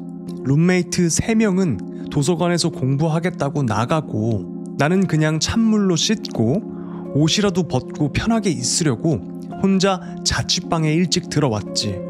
집에 오면 어쨌든 좀 시원하잖아. 잠들지만 않으면 괜찮겠지 싶어서 그렇게 집에 와서 시험 공부를 하고 있었어. 더워서 창문도 활짝 열어뒀고 졸음을 쫓으려고 친구들이랑 돈 모아서 사둔 커피도 홀짝홀짝 꺼내 마시면서 진짜 이를 꽉 물고 공부를 했지. 근데 역시 누적된 피로에는 장사가 없더라고. 슬슬 졸음이 막 몰려오기 시작했어. 이럴 줄 알았으면 나도 도서관 갈걸. 후회가 밀려오는데 이미 너무 늦었지. 자정이 좀 지나고도 룸메이트들이 안 들어오고 졸려 죽겠네. 얘네는 왜 이렇게 안 와? 하면서 눈을 비비고 있었는데 그때였어. 창밖에서 누가 영기야, 영기 안에 있어? 하고 부르는 소리가 들렸어. 같은 방 쓰는 친구 이름이었지. 영기라고. 이 늦은 시간에 뭐지? 혹시 영기를 좋아하는 여잔가? 전화 말고는 딱히 연락수단도 없던 그런 시절이었거든. 근데 조금 뒤에 그 여자가 또 말을 하는 거야. 영기야, 엄마야. 영기 어머니인가? 근데 이 시간에 왜? 무슨 일 있으신가? 나는 얼른 창문으로 고개를 내밀었어. 우리 자취방은 골목길에 접해 있는 1층이었고 창문 높이가 사람 얼굴이랑 비슷했거든. 고개를 이렇게 내밀고 보니까 창가에 아주머니 한 분이 서 있었어. 다행히 사진으로 본 얼굴이랑 기억이 겹쳤어. 아, 영기 어머니세요? 안녕하세요. 저 영기 친구예요. 그랬더니 아주머니가 작은 목소리로 물으셨어. 우리 영기는? 지금 도서관 가 있어요. 이제 곧 올 시간인데. 그랬더니 아주머니가 잠시 조용히 계시더니 이러시는 거야. 책 좀 받아줘. 전공책. 전공책이요? 와, 그 무거운 걸 어떻게 들고 오셨어요? 전공 서적들 진짜 한 권에 막 벽돌처럼 무겁고 그렇잖아. 와, 큰일이다. 이거 그러면 내가 가지러 가야 되는 거 아니야? 아, 근데 영기 자식은 왜 이렇게 안 와? 머릿속으로 혼잣말을 하고 있는데 그 아주머니가 말했어. 한 권 줄게. 그 말을 듣는 순간 이상하게도 뭔가 욕심이 생기는 거야. 솔직히 전공서적 한 권이면 거의 3-4만 원 정도였으니까 거저받는 기분이잖아. 그래서 네, 감사합니다 하고 따라 나섰어. 아주머니는 골목길로 먼저 쭉 내려가셨고 나는 그럼 저쯤 어디에 책을 놔두셨구나 싶어서 좀 느리게 따라갔지. 친구 어머니긴 하지만 난 처음 보는 분이기도 하고 같이 나란히 걷는 게 좀 어색하잖아. 그래서 거리를 두고 멀찌감치 뒤를 따라갔는데 그때 등 뒤에서 누가 날 부르는 거야. 야, 범아, 어디가? 나 열쇠 없어. 돌아보니까 영기 말고 다른 룸메가 자취방 문 앞에서 날 부르고 있는 거야. 야, 좀 열어주고 가면 안 되냐? 야, 알았어. 그래서 어차피 아주머니 가는 길도 아니까 잠깐 문을 열어주고 다시 따라가야지 싶어서 돌아섰어. 문을 열어주러 올라가는데 룸메가 묻더라고. 야, 너 이 시간에 너 어디가? 아니, 아까 어떤 아주머니가 영기 어머니라고 하시면서 그 책 좀 들고 와달라고 하셨거든. 그래서 받아오려고. 뭐라고? 저기 저 지금 내려가시는 분이 영기 어머니야. 야, 너도 같이 갈래? 그 순간 이 룸메의 얼굴이 새하얘지더니 이러는 거야. 저 여자가 영기 어머니라고? 야, 빨리 문 열어. 빨리. 왜 그래? 야, 병신아, 영기 어머니 작년에 돌아가셨잖아. 야, 저거 올라온다. 야, 저거 올라온다. 빨리 문 열어. 그 순간이었어. 내 머릿속에서 그 얼굴이 어디서 봤는지 갑자기 기억이 났어. 어디서 봤냐고? 영정사진에서 라는 이야기였습니다.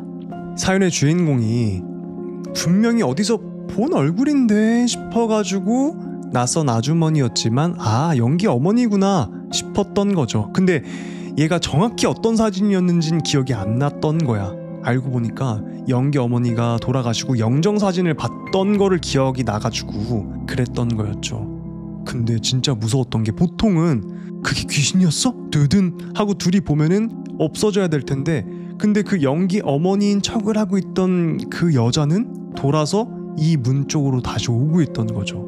야, 씨발, 문 열어! 와, 씨. 이게 귀신이었을까? 아니면 귀신이었겠죠. 영기 어머니의 얼굴과 같았다고 했으니까. 그래서 익숙했기 때문에, 그러니까 낯설지 않았기 때문에 따라갔던 거고, 사연의 주인공도. 그러니까 엄마를 따라하는 범죄자가 아니라 진짜 귀신이었던 것 같아요. 근데 이게 기가 셌는지 룸메이트도 눈에 보였죠. 영기 엄마의 얼굴을 한 귀신, 대체 뭐였을까요? 아니면 영기 어머니의 귀신이 아니라 귀신이 영기 어머니인 척을 했던 거겠네. 그게 더 맞겠네. 그래야 따라올 테니까. 영기는 당연히 안 따라오겠죠. 우리 엄마 돌아가신 걸 아니까. 그러니까 모르는 사연의 주인공을 깨어냈던 거죠. 이 귀신의 입장에서는 거의 다 왔는데 아깝다 이랬을까? 와, 전공서적을 주는 귀신 참 특이하긴 하다. 근데 또 혹하는 말을 해야 따라올 테니까 그랬던 거겠죠. 지독하다. 귀신들 중에서도 정말 악독한 귀신이 항상 하는 말이지만 가족을 따라하는 귀신이 제일 악독하다고 하잖아요. 왜냐? 가까운 데서 계속 가족들의 모습을 지켜보고 있는 거야. 그래야 모습을 따라할 수 있고 말투를 따라할 수 있으니까. 그래서 연기 어머니를 따라하면서 나타났던 이 귀신은 지금 방금 나타난 귀신이 아니라 사연의 주인공 주변에서 오랫동안 지켜보면서 봐온 거죠. 어떻게 하면 얘를 깨어낼 수 있을까 따라하고 했던 귀신이라 더 소름 돋는 거죠. 계속 주변에서 쳐다보고 있었던 거지. 그리고 영정사진도 아마 보고 얼굴을 따라 했을 가능성도 있고.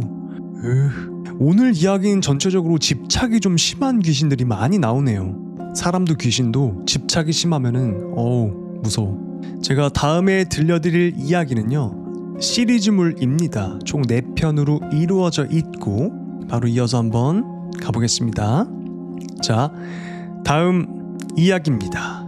제목 학창시절 귀신 보는 친구 1편.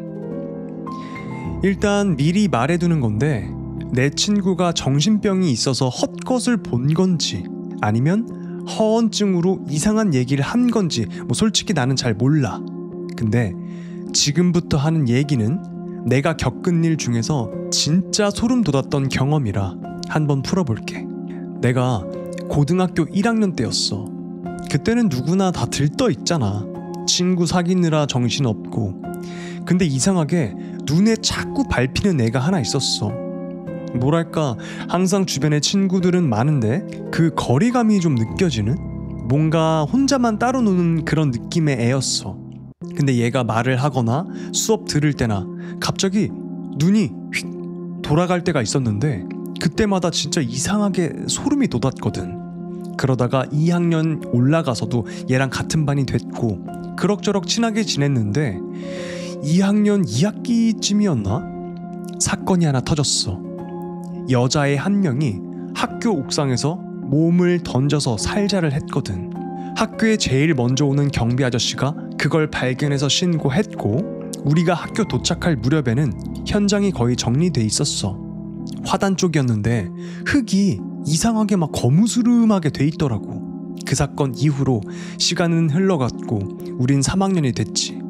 그 친구는 다른 반이 됐고 서로 얘기할 일도 줄어들었어. 공부도 바빴고. 그러던 어느 날 갑자기 걔가 날 보더니 이러는 거야. 야, 너 오늘 야자해? 해야지. 야, 나 대학 가야지.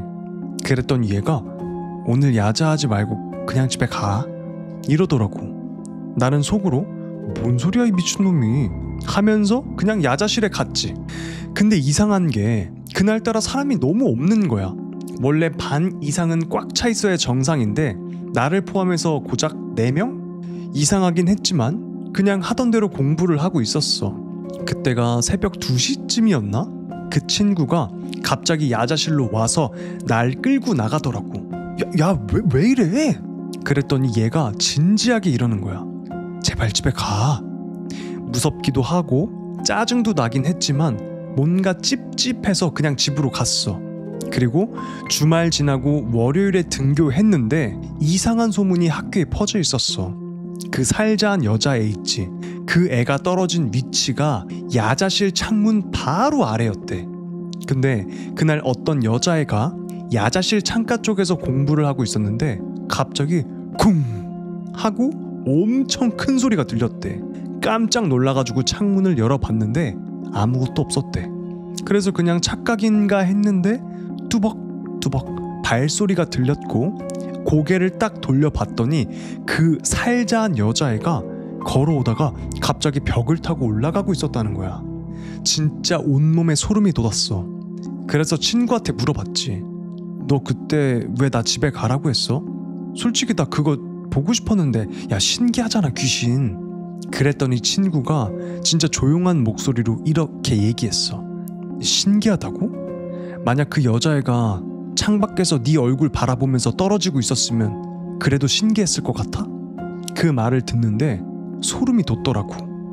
그리고 우리 학교 야자실 바로 밑에 가로등이 하나 있거든? 근데 그날따라 왜 그렇게 어두워 보였는지 생각해보면 야자실은 밝았으니까 눈치를 못 챘던 거지. 친구가 그러더라. 너 그날 창가 쪽에서 계속 공부했잖아. 그 여자애가 너만 계속 뚫어지게 쳐다보고 있더라. 그래서 나를 보냈다고 하는 거야. 지금 생각해보면 진짜 고마울 따름이야. 그때 안 갔으면 난 아직도 그 장면을 생각하며 계속 살고 있을지도 모르지. 아마도 내 인생에서 가장 소름 돋았던 기억 중 하나였던 것 같아. 라는 이야기였습니다. 이번 이야기에서 학교에서 일어났던 일이죠. 사연의 주인공이. 그리고 이 친구는 귀신을 보는 친구였어요. 근데 이 친구가 계속 야자하러 가려는 이 친구를 말렸죠. 계속 이 얘가 공부할 때 창가 쪽에서 그 살자한 여자애가 이렇게 뚫어지게 쳐다보고 있었던 거예요. 그러니까 야, 너 빨리 집에 가. 야, 오늘 야자하지 마. 이렇게 말렸던 거고요. 근데 얘는 아무것도 모르고 철없이 야, 귀신 신기하잖아. 나도 보고 싶었다고 이러고 있었던 거예요. 무서운 걸 모르고. 야자실에 남아서 공부를 했었더라면 큰일이 났을 수도 있겠죠. 그리고 야자실 바로 밑에 가로등이 하나 있었는데 그날따라 가로등이 되게 어두웠다고 했잖아요. 그 이유가 무엇이었을까? 제가 봤을 때는 창문 쪽에서 그 살자한 여자애가 사연의 주인공을 뚫어지게 쳐다보고 있었다고 했죠. 그러니까 가로등 위에 이 살자한 여자애가 서 있었던 거야. 가로등이 어두워 보였던 거고. 그러지 않았을까? 소름 돋는다. 와, 사연의 주인공과 친구뿐만 아니라 다른 여자애도 그 살자한 여자를 봤던 거죠. 바로 전학 가고 싶겠다. 나는 전학 갔을 것 같아. 그거를 보고 다시 학교를 다닐 수 있다고? 친구가 귀신을 봤을 때 벽을 타고 위로 올라갔다고 했잖아요. 그게 아마 계속 행동을 반복하는 중이 아니었을까. 올라가서 떨어지고 올라가서 떨어지고. 이게 시리즈물 첫 번째 이야기였고요. 이어서 두 번째 이야기로 가봅시다. 자, 다음 이야기입니다. 제목 학창시절 귀신 보는 친구 2편. 저번 야자실 귀신 사건 이후로 난 그 친구랑 훨씬 더 가까워졌어. 사실 당연하지. 어떻게 보면 그 녀석은 내 생명의 은인이기도 했으니까. 그렇게 고등학교 졸업할 때까지 우리는 계속 우정을 쌓아갔고 졸업 후에는 더 놀라운 일이 있었어.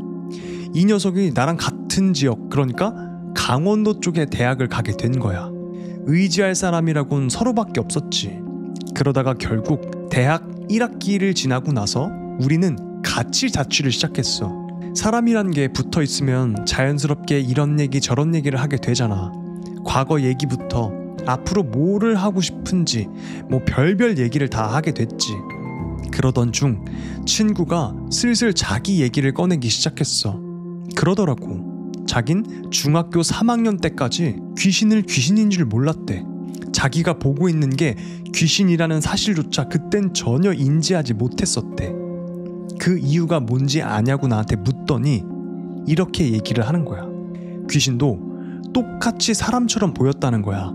단지 조금 유행이 지난 스타일의 옷을 입거나 예전 헤어스타일을 유지하고 있다던가 아니면 이상할 정도로 같은 장소에서 똑같은 행동을 반복한다던가. 그런 특징들 덕분에 다른 사람들과는 뭔가 미묘하게 좀 다른 느낌만 있었던 거지. 자기는 늘 그걸 봐왔기 때문에 그게 비정상인진 몰랐던 거야.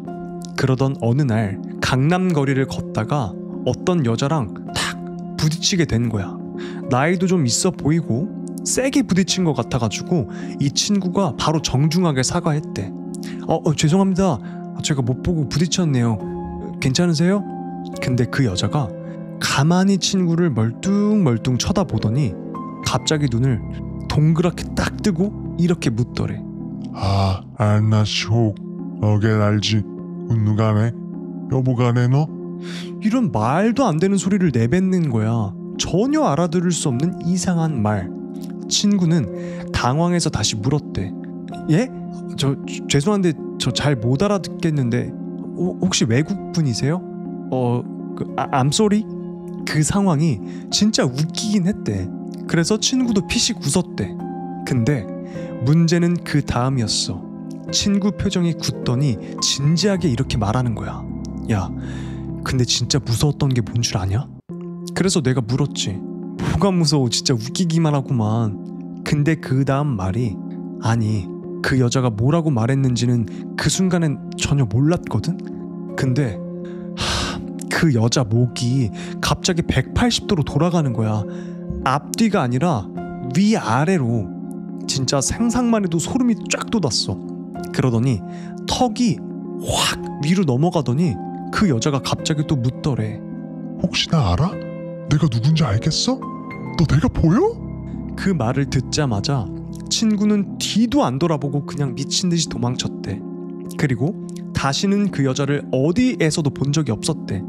그날 이후로 친구는 그전까지는 사람처럼 보였던 귀신들이 점점 원기 같은, 그러니까 끔찍한 모습으로 보이기 시작했다고 하더라. 그 얘기를 듣고 나는 말도 못하고 그냥 가만히 있었어. 이 녀석은 단순히 보는 사람이 아니라 뭔가 그 이상인 것 같았지 라는 이야기였습니다. 여러분, 아까 이 강남 한복판에서 친구가 부딪혔을 때 아줌마가 이런 말을 했죠. 아, 아이나 시혹 어겟 알지 군누가네 여보가 내 너? 이게 뭔 줄 아시겠어요? 이 지금 제가 한 이야기를 거꾸로 돌려보면요, 너 내가 보여? 내가 누군지 알겠어? 혹시 나 알아? 이거를 거꾸로 돌린 말이거든요. 이 여자가 갑자기 얼굴이 180도 돌아갔다고 했잖아요. 근데 그게 앞뒤로 돌아간 게 아니라, 그러니까 얼굴이 거꾸로 된 거야. 입이 거꾸로 올라간 거지. 거꾸로 올라간 뒤에야 정확히 얘기를 했죠. 귀신들은 사람이랑 산 사람들이랑 달라가지고 모든 게 거꾸로 돼 있다고 했잖아요.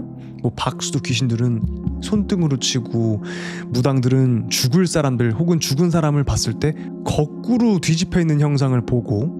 그래서 이 사연의 주인공 친구는 단순히 귀신을 보는 정도가 아니라 그 이상인 것 같아 보여요. 이 사연의 주인공도 말하는 것처럼. 많은 사연들을 제가 읽다 보니까 귀신들이 평범하게 그냥 사람들 속에 많이 섞여 있는 것 같아요. 그래서 우리가 지나가다가 봐도 그게 귀신인지 아닌지 모를 뿐이지. 사연의 주인공의 이 친구도 중학교 3학년 때까지는 전혀 귀신인지 사람인지 구별을 못했다고 했잖아. 근데 어느 순간부터 이 강남 길바닥에서 이 이상한 아줌마랑, 귀신이죠, 마주치고 나서부터 점점 그 진짜 모습을 보게 된 거지. 말 거꾸로 하는 거 너무 무서워. 근데 저 거꾸로 잘 읽었죠. 오, 소름 돋아.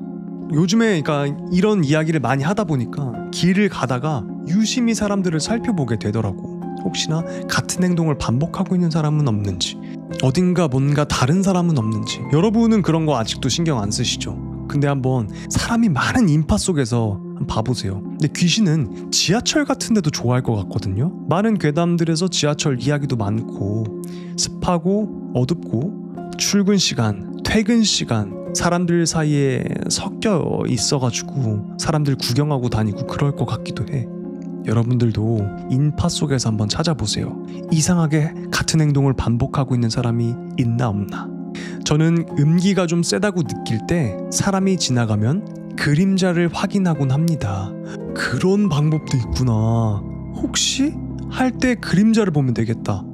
저도 그러면 그래 봐야겠다. 저거 한번 유심히 봐볼 테니까 여러분도 한번 봐보세요. 이렇게 두 번째 이야기까지 했고, 바로 세 번째 이야기로 한번 가봅시다. 자, 다음 이야기입니다. 제목, 학창시절 귀신 보는 친구 3편. 저번에 얘기했듯이 내 친구 녀석은 중3 때부터 원기에 가까운 모습의 귀신들을 보기 시작했다고 했어. 근데 이 녀석 집안에는 신기가 있는 사람도 없고 무당이었던 사람은 단 한 명도 없다고 하더라고. 솔직히 그 말을 들었을 땐 아니 말이 좀 안 되잖아 싶었어. 나는 늘 귀신 보는 사람들은 집안에 신기가 있는 어른들이 있거나 무속적인 영향이 있어야 그런 게 가능하다고 생각했거든. 근데 이 녀석이 이런 얘기를 해줬어. 내가 어렸을 때 할머니가 많이 아프셨어. 5살 때쯤이었나? 할머니가 허공을 바라보면서 혼잣말을 하기도 하고, 가끔은 한밤중에 갑자기 깨어나서 진짜 고통스러운 비명을 지르기도 하셨어. 엄청 아프셨던 것 같아. 근데 병원에서는 원인을 못 찾는 거야. 왜 아픈지도 모르고 약도 안 듣고. 결국엔 우리 가족도 암묵적으로 신병이라고 생각하게 된 거지 라고 말이야. 듣고 보니까 그 당시에 할머니가 신내림을 받아야 했던 상황처럼 보였던 거야. 근데 문제는 이 친구네 집안 분위기가 완전히 이성적이고 이런 게 다 미신이라고 생각하는 그런 쪽이었대. 그런 건 다 거짓말이다, 지어낸 얘기니까 믿지 말아라, 이런 식으로 가족들이 막 다 말하면서 신내림 같은 건 말도 안 된다고 다들 외면했대. 근데 그 상황에서도 할머니는 가끔 정신이 돌아올 때가 있었대. 그럴 때마다 내 친구한테 꼭 과자나 과일, 떡 같은 걸 먹이셨대. 아이고 우리 강아지 예쁘다, 이거 할머니가 주는 거니까 꼭 너만 알아야 돼, 꼭 너 혼자 먹어야 돼, 알겠지? 엄마한테 말하면 안 돼, 혼나? 뭐 이렇게 말씀하시면서 얘가 직접 먹는 걸 끝까지 지켜보셨다고 하더라고. 친구는 그땐 어렸으니까 그냥 할머니가 맛있는 거 주나 보다 하고 별 생각 없이 그걸 다 받아 먹었대. 6살 무렵부터는 할머니가 준 간식들은 고기전, 명태전, 이런 전 종류, 그리고 직접 끓이신 탕국, 그러니까 미역국이랑 비슷한데 맛은 전혀 다른 어떤 다른 국이라고 했어. 그 다음엔 한과, 그리고 떡, 이렇게 단계적으로 음식을 받았대. 그러다가 한 여름, 한 7월쯤이었나? 이 녀석도 갑자기 아프기 시작했대. 처음엔 감기인가 싶었는데 증상이 너무 이상한 거야. 정신이 오락가락하고 헛것을 보고 막 소리 지르고 몸에 귀신이 들락날락하는 듯한 행동이 막 보이기 시작했대. 그리고 가끔 정신이 맑아질 때면 밥도 안 먹고 국도 안 먹고 그냥 숭늉이랑 대추만 찾았대. 그래서 내가 물어봤어. 근데 그게 다 기억나? 어릴 땐데 전부 기억이 나? 그랬더니 이 녀석이 말하더라고. 기억나. 그때 먹었던 음식, 들었던 소리, 본 거 다 기억나. 근데 진짜 웃기는 건 그게 너무 자연스러웠어. 아픈 것도, 귀신을 보는 것도, 이상한 소리를 듣는 것도 그냥 다 당연한 거라고 생각했어. 진짜로 귀신이랑 사람이랑 구분이 안 됐어. 그냥 저 사람은 그런가 보다 하고 지나간 거야. 그렇게 반년을 계속 아파하다가 결국 가족들이 신내림이라도 받아야 되는 거 아니냐는 얘기를 하게 된 거지. 근데 신내림을 받으러 무당한테 가기로 하고 딱 얘가 준비를 하니까 몸이 갑자기 멀쩡해지더라는 거야. 정말 신기하게도 아무 일도 없었던 사람처럼 멀쩡해졌대.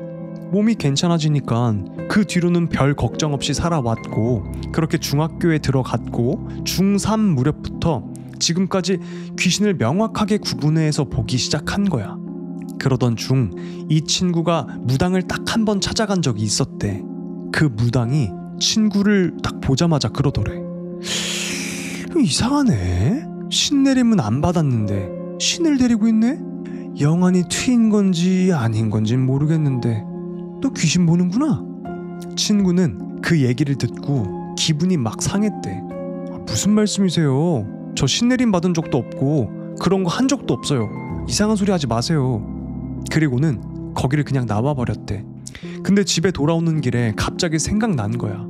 할머니가 줬던 음식들, 전, 탕국, 한과, 떡, 이게 전부 다 제사상에 올라가는 음식이라는 거.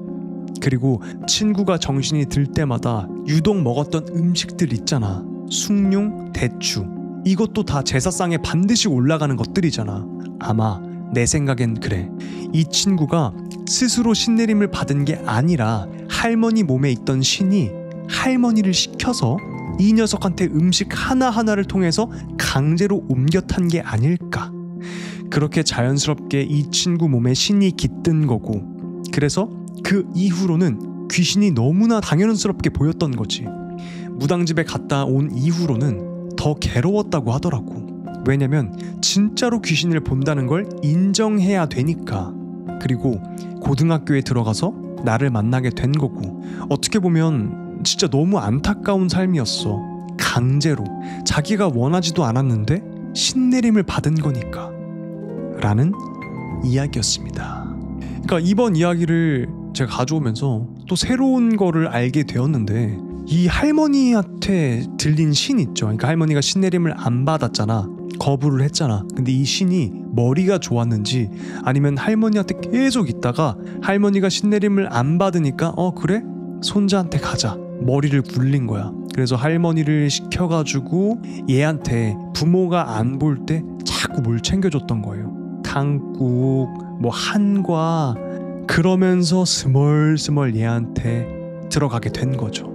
이거 얼마나 억울하겠어. 얘는 할머니가 그냥 음식 주니까 받아 먹은 거고 아무런 의심 없이 받아 먹고 그랬는데 알고 보니까 그게 신내림이었던 거죠.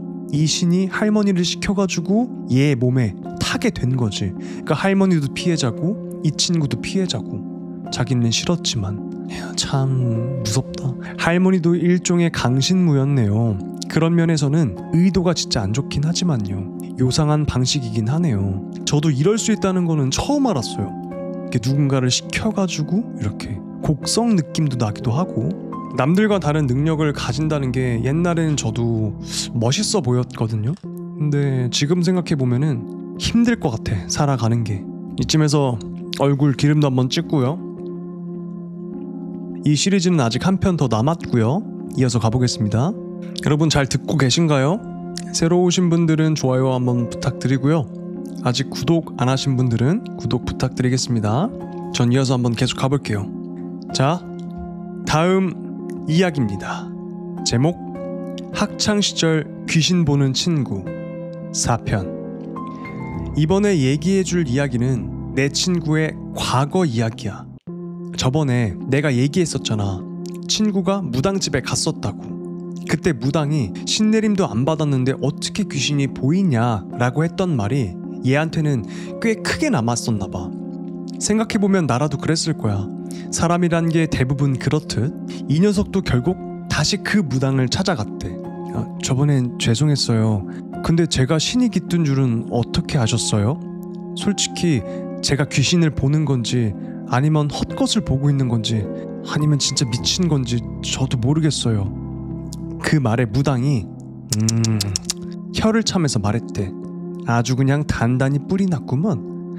귀신을 보니까 좋았어? 기분이 어땠어? 신기했어? 아니요. 말씀드린 것처럼 너무 괴로워요. 보이지 않아야 될 게 보이는 거잖아요. 너무 힘들어요. 방법 없을까요? 그러자 무당이 묻더래. 넌 팔 한 짝 없는 사람이 불쌍해? 네, 불쌍하죠. 사고로 팔을 잃었든 아니면 선천적으로 없든 남들하고 다르니까 불편하고 불쌍하다고 생각해요. 뭐가 불쌍해? 그 사람은 그렇게 자라왔고 그렇게 태어나고 그렇게 만들어진 거야. 하지만 그들만의 삶이 있고 그들만의 행복이 있는데 너는 왜 그걸 불쌍하다고 여겨? 이거 참 이기적인 녀석이네. 이 말을 친구가 내 앞에서 얘기할 때 이를 뿌득뿌득 갈더라고. 진짜 화가 단단히 났던 모양이야. 무당한테 이 말을 들었을 때. 그래서 그때 친구가 무당한테 이렇게 대답했대. 태어날 때부터 모자란 사람, 엉청인 사람, 팔 한 짝 없는 사람, 다리 없는 사람, 눈이 없는 사람, 귀 안 들리는 사람 모두 안쓰럽고 보듬어야 될 사람이라고 배워왔어요. 아끼고 사랑하라고 가르친 사람들이 잘못됐다고 그렇게 말씀하시는 거예요 지금? 그러자 무당이 또 혀를 차며 말했대. 그들 삶을 네가 어떻게 알아? 네가 그들 몸속에 들어갔다 나와보기라도 했어? 네가 귀신 보는 걸 다른 사람이 가엾게 봐야 된다는 거야? 누가 널 향해서 아이고 귀신 보는데 어쩌십니까? 이런 말을 해주길 바라는 거야? 그 말을 듣고 친구는 가슴속에서 뭔가 쿵 하고 떨어졌다고 하더라. 자기가 태어난 운명을 저주하고 가엾게 여긴다고 해봤자 아무 의미가 없다는 걸 그제야 깨달은 거지. 그래서 다시 물었대. 그럼 저 앞으로 어떻게 해야 돼요? 그랬더니 무당이 딱 한마디만 했대. 받아들여. 딱 그 한마디. 친구는 그 말을 듣고 이건 내가 벗어날 수 없는 운명이구나 하는 걸 깨달은 거지. 그리고 그 무당 덕분에 이 친구는 마음을 조금은 다잡게 된 거야. 질풍노도의 시기에 남들은 연애하고 게임할 나이에 이 친구는 귀신을 보게 된 거잖아. 그래도 마음의 짐은 조금 내려놨던 것 같아. 그래도 친구는 계속 이렇게 보고 듣고 느끼면서 이렇게 살고 싶지는 않았는지 무당한테 다시 물어봤대. 근데요, 귀신들이 제가 볼 수 있다는 걸 알게 되면 어떡해요? 무당이 대답하더래. 그럼 내가 부적 하나 써줄 테니까 내일 아침 해 뜰 때쯤 땡땡산 정상에 올라가서 그 부적 태우고 빌어. 귀신은 나한테 해코지를 하지 못한다 하고 계속 빌어. 그리고 해가 정상에 걸릴 때쯤 천천히 내려와. 땡땡산은 친구가 그 당시에 살던 동네 뒷산이었어. 산 이름에 봉자가 들어갔는데 무당은 그 산에 봉황의 기운이 있다고 했어. 그래서 거기서 하라고 시킨 거였지. 친구는 정말 정성스럽게 빌었대. 귀신은 나한테 해코지를 못한다라고 혼자서. 지금까지 얘가 멀쩡한 걸 보면은 그 소원이 이루어진 거 아닐까? 그때부터 이 친구의 운명은 조금씩 바뀌었던 것 같아 라는 이야기였습니다. 이번 이야기에서는 이제 무당에 대한, 그러니까 귀신을 보는 사람들에 대한 처지라고 해야 될까? 이 사연의 주인공 친구, 귀신을 보는 친구가 신내림을 자기 의지로 받은 게 아니잖아요. 할머니를 통해서 억지로 받게 되었고, 그러니까 할머니도 할머니 의지가 아니었지만 나 어떡해요, 이거 어떡해요 하고 무당한테 찾아갔는데 너 그렇게 생각하지 마라. 너 장애가 있는 사람들이 그렇게 생각하냐? 왜 네가 먼저 나서서 그들을 불쌍하다고 생각하냐? 귀신 보는 게 왜 불쌍하다고 생각하냐? 뭐 이런 식으로 얘기를 하면서 멘탈을 챙겨준 거죠. 남들과 다르지만 그거를 잘 컨트롤하면 된다. 그리고 너 더 이상 그거 보고 싶지 않거나 아니면 귀신한테 그런 해코지를 당하고 싶지 않다면은 그 뒷산 올라가가지고 빌어. 귀신은 나한테 해코지하지 못한다. 그리고 들고 갔던 부적 거기서 태워. 그렇게 태우고 왔더니 더 이상 나쁜 일은 생기지 않았다 라는 이야기였습니다. 그 땡땡산 어디였을까요? 이름 봉자가 들어가는 산이라고 하는데 그 산이 봉황의 기운이 있대요. 나도 궁금하다. 제가 계속 얘기를 해왔는데 귀신을 보는 사람들, 특별한 능력을 가진 사람들은 안쓰럽다라고 생각을 했는데 이 무당이 저한테 말을 하는 건지 대놓고 얘기를 하죠. 왜 그 사람들을 불쌍하다고 생각을 하냐? 네가 그 사람들 속에 들어갔다 왔냐? 저도 탁 머리를 탁 하고 맞은 듯한 이야기였습니다. 맞아요. 내가 뭐라고 불쌍하다고 생각을 하지? 라는 생각을 하게 됐어요. 그러니까 남들과 다른 거니까 제 입장에서는 안쓰럽다고 느껴지긴 하는데 또 그들은 그렇게 안 여길 수도 있으니까 저도 다시 한번 생각을 해보게 하는 그런 이야기였습니다. 진짜 큰 신을 모실 사람들은 그릇을 키울 때까지 준비 기간도 길고 만신들도 절을 해버리죠. 진짜 배기들은 그릇 자체가 넘사벽이에요. 맞아요. 저도 그 이야기를 저번에 했던 것 같아요. 태어날 때부터 그 그릇이 있대요. 담을 수 있는, 후천적인 게 아니라 타고나는 거라고. 정말 큰 신들은 만신이라고 하죠. 큰 신들을 모시고 있는 분들은 그 사람들은 태생부터 다르다고 합니다. 자, 그러면 다음 이야기로 한번 넘어가 보겠습니다. 자, 다음 이야기입니다. 제목 유치원 때 죽을 뻔했던 이야기. 지금이 내가 21살이니까 이건 2015년이나 2016년쯤 이야기야. 꽤 오래전이지. 우리 아버지는 내가 5살 때 돌아가셨어. 근데 신기하게도 나는 3살 때부터 아빠 얼굴까지 정말 생생하게 기억해. 기억력 하나는 타고난 것 같아. 아빠가 돌아가시고 1년쯤 지난 6살 무렵이었지. 다니던 유치원에서 산 쪽으로 1박 2일 여행을 간다는 거야. 1살 차이 나는 형이랑 나는 완전히 들떠서 전날 밤에도 막 들떴다가 겨우 잠들었지. 근데 아침에 일어나자마자 내가 엄마한테 진짜 정색하면서 이랬대. 나 안 갈래. 엄마는 가고 싶다고 해놓고 왜 그래? 이렇게 물으셨는데 내가 그때 그랬대. 꿈에서 아빠가 가지 말라고 했어.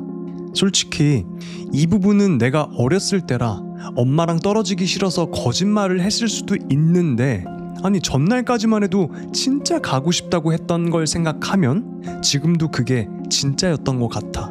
그리고 나중에 들은 건데 그 시기쯤에 엄마도 아빠 꿈을 꽤 자주 꿨다고 하셨어. 결국 형도 나 때문에 같이 못 갔지. 그래서 나랑 형을 제외한 다른 친구들만 유치원 여행을 떠났고 나는 집에서 뒹굴거리면서 놀고 있었어. 그리고 다음날 아침 뉴스, 그 여행지에서 큰일이 났다고 보도가 됐어. 유치원 이름이 희망 유치원이었나 소망 유치원이었나 기억이 좀 가물가물하긴 한데 여행을 갔던 유치원 애들이 머물고 있던 숙소에서 화재가 발생했던 거야. 많은 사상자가 생겼다고 했어. 특히나 그 나이대 애기들은 진짜 한 번 잠들면 깨우기 전까지 막 업어가도 모를 정도로 푹 자잖아. 그래서 더 많은 아이들이 사망했대. 그 건물은 샌드위치 패널이라고 불리는 벽이었대. 그 말인즉슨 얇은 철판 사이에 스티로폼 같은 단열재를 끼워 넣은 구조인데 이게 불에 엄청 약해가지고 순식간에 화재가 번졌던 거야. 이런 재질로는 절대 아이들 머무는 숙소나 시설을 지으면 안 된다고 나중에 뉴스에서 봤어. 불은 모기향 때문에 시작됐다고 들었어. 정말 너무 안타까운 일이었지. 그날 아침 엄마 표정은 진짜 지금도 기억이 나. 뭐라 말로 설명하기가 어려워. 울지도 않고 말도 못하고 그저 조용히 나를 바라보던 그 표정. 사람들이 그때 아빠가 널 살려준 거다 그렇게 말했어. 그 당시엔 그런가 보다 하고 난 그냥 친구들이랑 놀러 나갔지만 지금 돌이켜보면 진짜 그랬을지도 모르겠어. 그 사건 이후로 나는 엄마랑 떨어지는 게 싫어졌고 엄마도 항상 어디 갈 때는 꼭 조심하고 또 조심하라고 늘 그 말을 하셨어. 지금까지도 말이야. 라는 이야기였습니다. 저거 문경사고사 이야기인 것 같네요. 이게 실제 이야기인 것 같아요. 그러면 이번 이야기 진짜 좀 많이 안타깝죠. 아버지가 5살 때 돌아가셨는데 꿈속에서 거기 가지마 하고 아들 꿈에 나타난 거예요. 그리고 나서 안 보냈는데 진짜 거기서 사고가 났던 거예요. 아버지가 지켜주신 것 같아요. 그러니까 가족 영들이라고 하나? 가족의 그 영혼들은 오랜 시간 동안 지켜준대요. 가족들을. 되게 짠하고. 그러니까 아기가 5살밖에 안 됐는데 아버지가 돌아가셨잖아. 얼마나 마음이 아팠겠어. 이 아이를 놔두고 가야 되니까. 그래서 남아가지고 계속 돌봐주셨던 것 같아요. 그리고 당연히 꼬맹이가 아니 엄마 아빠 꿈에 나와서 가지 말래 라고 했으면 그게 무슨 소리야 빨리 갔다 와 라고 얘기를 할 텐데 이 어머니의 꿈에도 그때 당시에 아버지가 꿈에 계속 나왔던 거예요. 걱정스러웠나 봐. 그래서 엄마도 약간 찜찜했는지 안 보냈고 결국은 거기서 화재가 났던 거죠. 아이를 살릴 수가 있던 겁니다. 꿈에서 아버지가 나오셨기 때문에. 이게 거기에서 나왔던 화재 사건이에요. 아이들 머무는 거기는 벽을 그렇게 지으면 안 되는데 왜 그렇게 지었지? 또 자재값 아끼려고 그랬겠지? 또 연행한다. 네, 가 있어. 우리 연행. 자, 다음 이야기는요. 구독자님이 제보해주신 이야기입니다. 저번에도 한번 제보를 해주셨는데 이번에도 제보를 해주셨고 너무 무섭더라고. 특히나 마지막 이야기가. 잘 한번 들어보세요. 집중하고. 자, 다음 이야기입니다. 제목 구독자님 제보 신병교육대에서 겪은 일. 안녕하세요 두필님 그리고 구독자 여러분. 지난번 대만 유학 시절 이야기에 이어서 군대에서 겪은 이야기를 가져와 봤습니다. 저는 강원도 철원에 위치한 6사단 신병교육대대로 입소해서 기초 군사훈련을 받았는데요. 이곳에서 겪은 일입니다. 6사단 신병교육대 생활관 건물은 가운데 사열대와 넓은 광장을 중심으로 디귿자 모양으로 생활관이 지어져 있습니다. 근데 디귿자 모양 건물 특성상 창문이 없는 생활관이 있었는데 제가 바로 이 생활관에 배정받아 훈련을 받게 되었죠. 때는 6월 무더운 여름날이었습니다. 낮에는 정말 덥고 밤에는 입김이 나올 정도로 추운 24시간 만에 겨울과 여름을 오가는 정말이지 무지막지한 곳이었습니다. 입대 후 2주가 지난 주말이었어요. 슬슬 이곳 생활에 적응도 됐고 입대 동기들과 친해지기도 하던 때 극심한 고통에 급성 인후염을 앓게 되었습니다. 분명히 아침만 해도 멀쩡했는데 점심을 지나니 침을 삼키는 게 무서울 정도로 여기가 너무 아팠어요. 의무대에서 처방을 받고 그날 밤 불침번도 면제받아서 밤을 보내게 되었는데 목이 너무 아파가지고 1시간마다 깰 정도였습니다. 그렇게 오락가락 잠을 청하고 있는데 누군가 옆에서 제 얼굴을 톡톡 치면서 뭐라 말을 하는 거예요. 저는 불침번인 애가 인수인계를 못 받았나 싶어서 눈을 떴는데 양옆에 동기가 보여야 하는데 웬 아이들 3명이 보이는 거예요. 한 명은 초등학교 저학년으로 보이는 애가 제 얼굴 볼 쪽을 툭툭 치고 있었고, 바로 옆에 초등학교 고학년으로 보이는 애가 무릎을 꿇고 저를 쳐다보고 있고, 그 뒤로 중학생 정도 돼 보이는 애가 서서 저학년 애가 제 얼굴을 툭툭 치고 있는 그 광경을 지켜보고 있더라고요. 근데 얼굴을 손바닥이나 도구 따위로 치는 게 아니라 손날 있죠. 이 손날로 툭툭 내려치더라고요. 뭐라 말하는 게 잘 들어보니 툭 치는 것과 동시에 가자 이렇게 말하고 있는 거예요. 군부대에, 그것도 새벽 시간에 어린 애들이 있을 수가 없잖아요. 저는 이때 본능적으로 이거 귀신이다, 정신 똑바로 차려야 된다 싶어가지고 눈을 꼭 감았다가 뜨려고 눈을 딱 감는 순간 총소리가 빵 하고 들렸어요. 저는 그 총소리에 깜짝 놀라가지고 벌떡 자리에서 일어났는데 애들은 온데간데 없고 옆에서 자고 있는 동기들만 보였어요.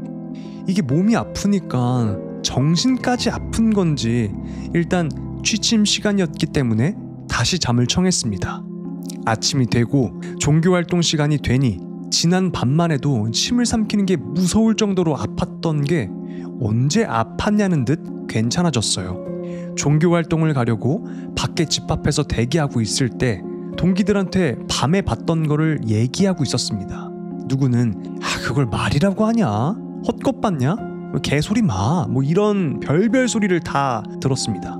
모여서 웅성웅성 하고 있으니까 옆에 조교님이 왜 이렇게 시끄럽냐고 뭐냐는 식으로 얘기를 해서 조교님한테도 제 이야기가 닿게 되었어요. 제 이야기를 들은 조교님은 매 기수마다 저처럼 어린아이 형상의 귀신을 보는 애가 한 명씩 꼭 나온다고 말하더라고요. 그것도 제가 있던 창문이 없는 그 생활관에서. 그래서 이번 기수는 너냐고. 한동안은 이 일로 떠들썩했고 수료 때까지 이 아이들 귀신을 더 보는 사람이나 더 다른 사건은 없었습니다. 훈련도 무사히 마쳤어요. 지금은 민방위 아저씨가 돼버릴 정도로 오랜 시간이 지났지만 그때 손날로 제 볼을 때리던 그 감촉과 빵! 총소리는 아직도 잊혀지지 않고 선명합니다. 아무래도 제 생각으로는 급작스레 아팠던 것도 이 아이들의 소행이었고 총소리는 이 아이들이 더는 장난을 못 치게 이미 돌아가신 선배님들께서 막아주신 게 아닐까 하는 생각이 드네요. 군대 선배님들. 추가로 디저트 느낌으로 아주 짧은 이야기를 해보자면 입대 당시 기준으로 이 훈련소 생활관이 신축 건물이긴 했는데 천장에 에어컨 대신 선풍기가 여러 대가 달려 있었어요. 제가 지난 사연 제보 글에서 가위에 잘 눌린다고 했었는데 신병 교육을 받을 때도 여러 번 가위에 눌렸습니다. 그날도 밤에 자고 있었는데 가위에 눌린 거예요. 또 눌렸네 하고 빨리 가위를 풀려고 했는데 눈을 떠보니까 선풍기가 막 돌아가고 있더라고요. 여름이었거든요. 근데 끽끽끽 하는 소리를 내며 돌아가고 있었어요. 선풍기가 마치 기름칠이 안 된 오래된 기계가 작동할 때 나는 그런 마찰음 같은 거 있잖아요. 가위 눌리고 본 풍경은 딱히 특별할 것 없는 그냥 생활관이었어요. 그래서 빨리 가위를 풀고 다시 자야지 생각을 했는데 선풍기 색깔이 까만 거예요. 선풍기 날개에 먼지가 저렇게 꼈나? 생각하던 찰나에 그제야 눈에 들어오는 게 어떤 여자가 천장에 딱 달라붙어서는 저를 바라보며 웃으며 목을 360도로 돌리고 있더라고요. 끽끽끽끽끽. 사람이 할 수 있는 자세가 아니었어요. 선풍기 날개라고 생각했던 게 머리카락이었던 거죠. 저는 너무 놀래서 가위가 풀린 적은 이때가 유일합니다. 저는 기괴한 자세로 웃고 있던 그 귀신이 너무 느낌이 안 좋아서 괜히 해코지 당할까 싶어서 굳이 입 밖으로 안 꺼내고 있었는데 대개는 저녁 점호 대기하면서 저희들끼리 막 떠들거든요. 그때 마침 귀신 얘기가 나와서 듣고 있는데 맞은편 평상에 있던 동기가 제가 봤던 그 선풍기 따라서 목이 툭 돌아가던 그 귀신 있죠. 그 귀신을 똑같이 봤다고 얘기하더라고요. 자기가 본 것도 여자가 웃으면서 목을 360도 꺾고 있었다고. 이야기는 여기까지입니다. 그렇게 무서운 경험은 아니었지만 선풍기 귀신은 너무 무서웠어요. 올해도 너무 더운데 무서운 이야기로 잠시 더위를 잊어보시는 건 어떨까요? 긴 글 읽어주셔서 감사합니다. 라는 이야기였습니다. 이 두 번째로 해준 이야기 너무 무서웠어요. 저는 이게 상상을 하니까 집에서 선풍기 나 어떻게 틀지? 하는 생각이, 여러분 한번 생각해보세요. 그 아시죠? 그 오래된 음식점들 가보면은 선풍기 달려있는데 끽끽끽 이렇게 돌아가는 거 있잖아요. 당연히 가위에서 깨려고 이제 눈을 뜨고 봤는데 생활관이 똑같은 거야. 근데 뭔가 이상하네? 선풍기가 까만색이었던 거예요. 청소를 안 했나? 봤더니 선풍기가 아니라 어떤 여자가 천장에 매달려가지고 끽끽끽끽끽. 너무 무서워. 어떡해. 이번 제보 이야기 너무 무서웠습니다. 방금 귀에서 삐 거렸어요. 그거 아시죠? 제가 저번에 이야기했는데 귀신들이 지금 앞에 있는 사람과 주파수를 맞출 때 나는 소리래요. 갑자기 뜬금없이 귀에서 삐 소리 나는 거 있죠. 그게 그렇대. 믿거나 말거나. 무섭다. 근데 저도 가끔 삐 하거든요. 빨리 어깨 터세요. 근데 어깨를 털 때 자기 자신이 터는 것보다 남이 털어주는 게 좋다고 합니다. 근데 저는 집에 저 혼자밖에 없으니까 저는 맨날 들어요. 삐 소리를요? 오비딩님 안 돼요. 자, 여러분들 지금 귀에서 삐 소리 나시는 분들 내일 무엇을 해야 되냐 제가 알려드릴게요. 우선 집에는 소금이 다 있겠죠. 그러니까 기왕이면 굵은 소금이어야 돼요. 맛소금밖에 없으면 어쩔 수 없고, 일단 그 굵은 소금을요 내일 아침 일어나가지고 햇볕이 잘 드는 창가에다가 놔두세요. 그리고 햇볕을 잘 머금은 그 소금을 자기 자신한테 탁탁 뿌려주시는 겁니다. 귀에서 삐 소리가 많이 나시는 분들은 이거를 꼭 한번 해보세요. 그럼에도 안 된다? 어차피 내일은 주말이잖아요. 그러니까 월요일날 병원에 가가지고 이명이 들립니다. 이렇게 진료를 받으시는 걸 추천드리겠습니다. 혹시나 이제 이석증 같은 거 생기면 큰일 나요. 이게 치료가 안 된다며. 그러니까 생기기 전에 그 병원 가가지고 잘 치료를 받으시고, 그러니까 그런 거를 떠나서 그냥 삐 소리가 난다. 소금, 붉은 소금을 햇볕에 이렇게 딱 머금게 하고 그거를 몸에 뿌리는 거죠. 지금 이 시간에 먹는 라면이 가장 맛있죠. 저는 방송이 끝나면 라면을 먹을 생각인데 어떤 라면을 먹을까? 이제 이 이야기부터 시작해가지고 간단하게 이야기를 나눠보겠습니다. 진라면 매운맛이라고 하셨는데 제가 편의점에 가보니까 신기한 거를 봤어요. 진라면 약간 매운맛. 여러분 들어보셨어요? 진라면 순한 맛은 많이 들어봤는데 진라면 순한 맛 그리고 진라면 매운맛, 이 파가 갈려가지고 첨예하게 대립을 했어요. 진라면 순한 맛이 그 무슨 라면이냐. 아니다, 진라면 순한 맛이 진짜 맛있다. 그리고 은근 맵다. 막 이러면서 매운맛파, 순한 맛파 막 난리가 났었죠. 그러다가 이번에 나온 게 약간 매운맛입니다. 표지도 보라색이에요. 근데 이상하게 그건 안 끌려. 저는 맵찔이지만 항상 매운맛을 추구합니다. 그래서 진라면 순한 맛 잘 모르겠어 솔직히. 여기 혹시 진라면 순한 맛을 좋아하시는 분 계신가요? 왜 좋아하세요? 궁금해요. 한번 좋아할 수도 있지. 그쵸? 그건 취향이니까 존중합니다. 저는 열라면 플러스 김복. 근데 하나만 먹는 걸로. 진짜 저 슈퍼뚱땡이 돼가지고 하나만 먹는 걸로. 왜냐면 곧 저 촬영 있거든요. 단편 영화를 찍으러 가야 돼가지고 얼굴 퉁퉁 부으면 안 돼서 오늘 밤까지만 좀 야식을 먹고 좀 조절을 해야 돼서 편의점이니까 틈새라면 치즈 한 장, 삼각김밥 하나요. 너무 좋은 조합인데 하나만 고르면은 삼각김밥을 포기하고 아니면 김치만 볶아서 그냥 밥에 비벼 먹어도 맛있는데 일단 집에 햇반이 없어요. 그리고 저는 전자레인지를 안 써요 집에. 왜냐? 전자레인지를 쓰면은 제가 너무 살찔 것 같아요. 그래서 저는 에어프라이기만 놔두고 전자레인지를 아예 안 써요. 안 갖다 놨어. 킹뚜껑도 못 드신다면서요. 근데 킹뚜껑은 도전도 안 해봤거든요. 그건 너무 매울 것 같아가지고. 근데 킹뚜껑이 틈새라면보다 매워요. 전 틈새라면 먹다가 실신할 뻔했거든요. 그러면서도 이제 울면서 먹었던 기억이 있는데 개인적인 생각으로는 삼각김밥을 같이 먹는다고 치면은 불닭볶음면 컵라면에다가 참치마요 삼각김밥 해가지고 그렇게 먹으면 또 중화되면서 맛있잖아. 근데 되게 살찌거든요. 라면만 딱 깔쌈하게 하나만 끓여 먹어야겠다 생각을 하는데 침 나와. 자, 그렇게 해가지고 일단 오늘 제가 가지고 온 무서운 이야기는 다 해드린 것 같고요. 그러면 저는 이제 슬슬 들어가 볼까 합니다. 여러분들도 오늘 꿀잠 주무시고요. 저는 곽두필의 시선에 곽두필이었습니다. 우리 공주님, 왕자님들 잘 자요. 푸푸.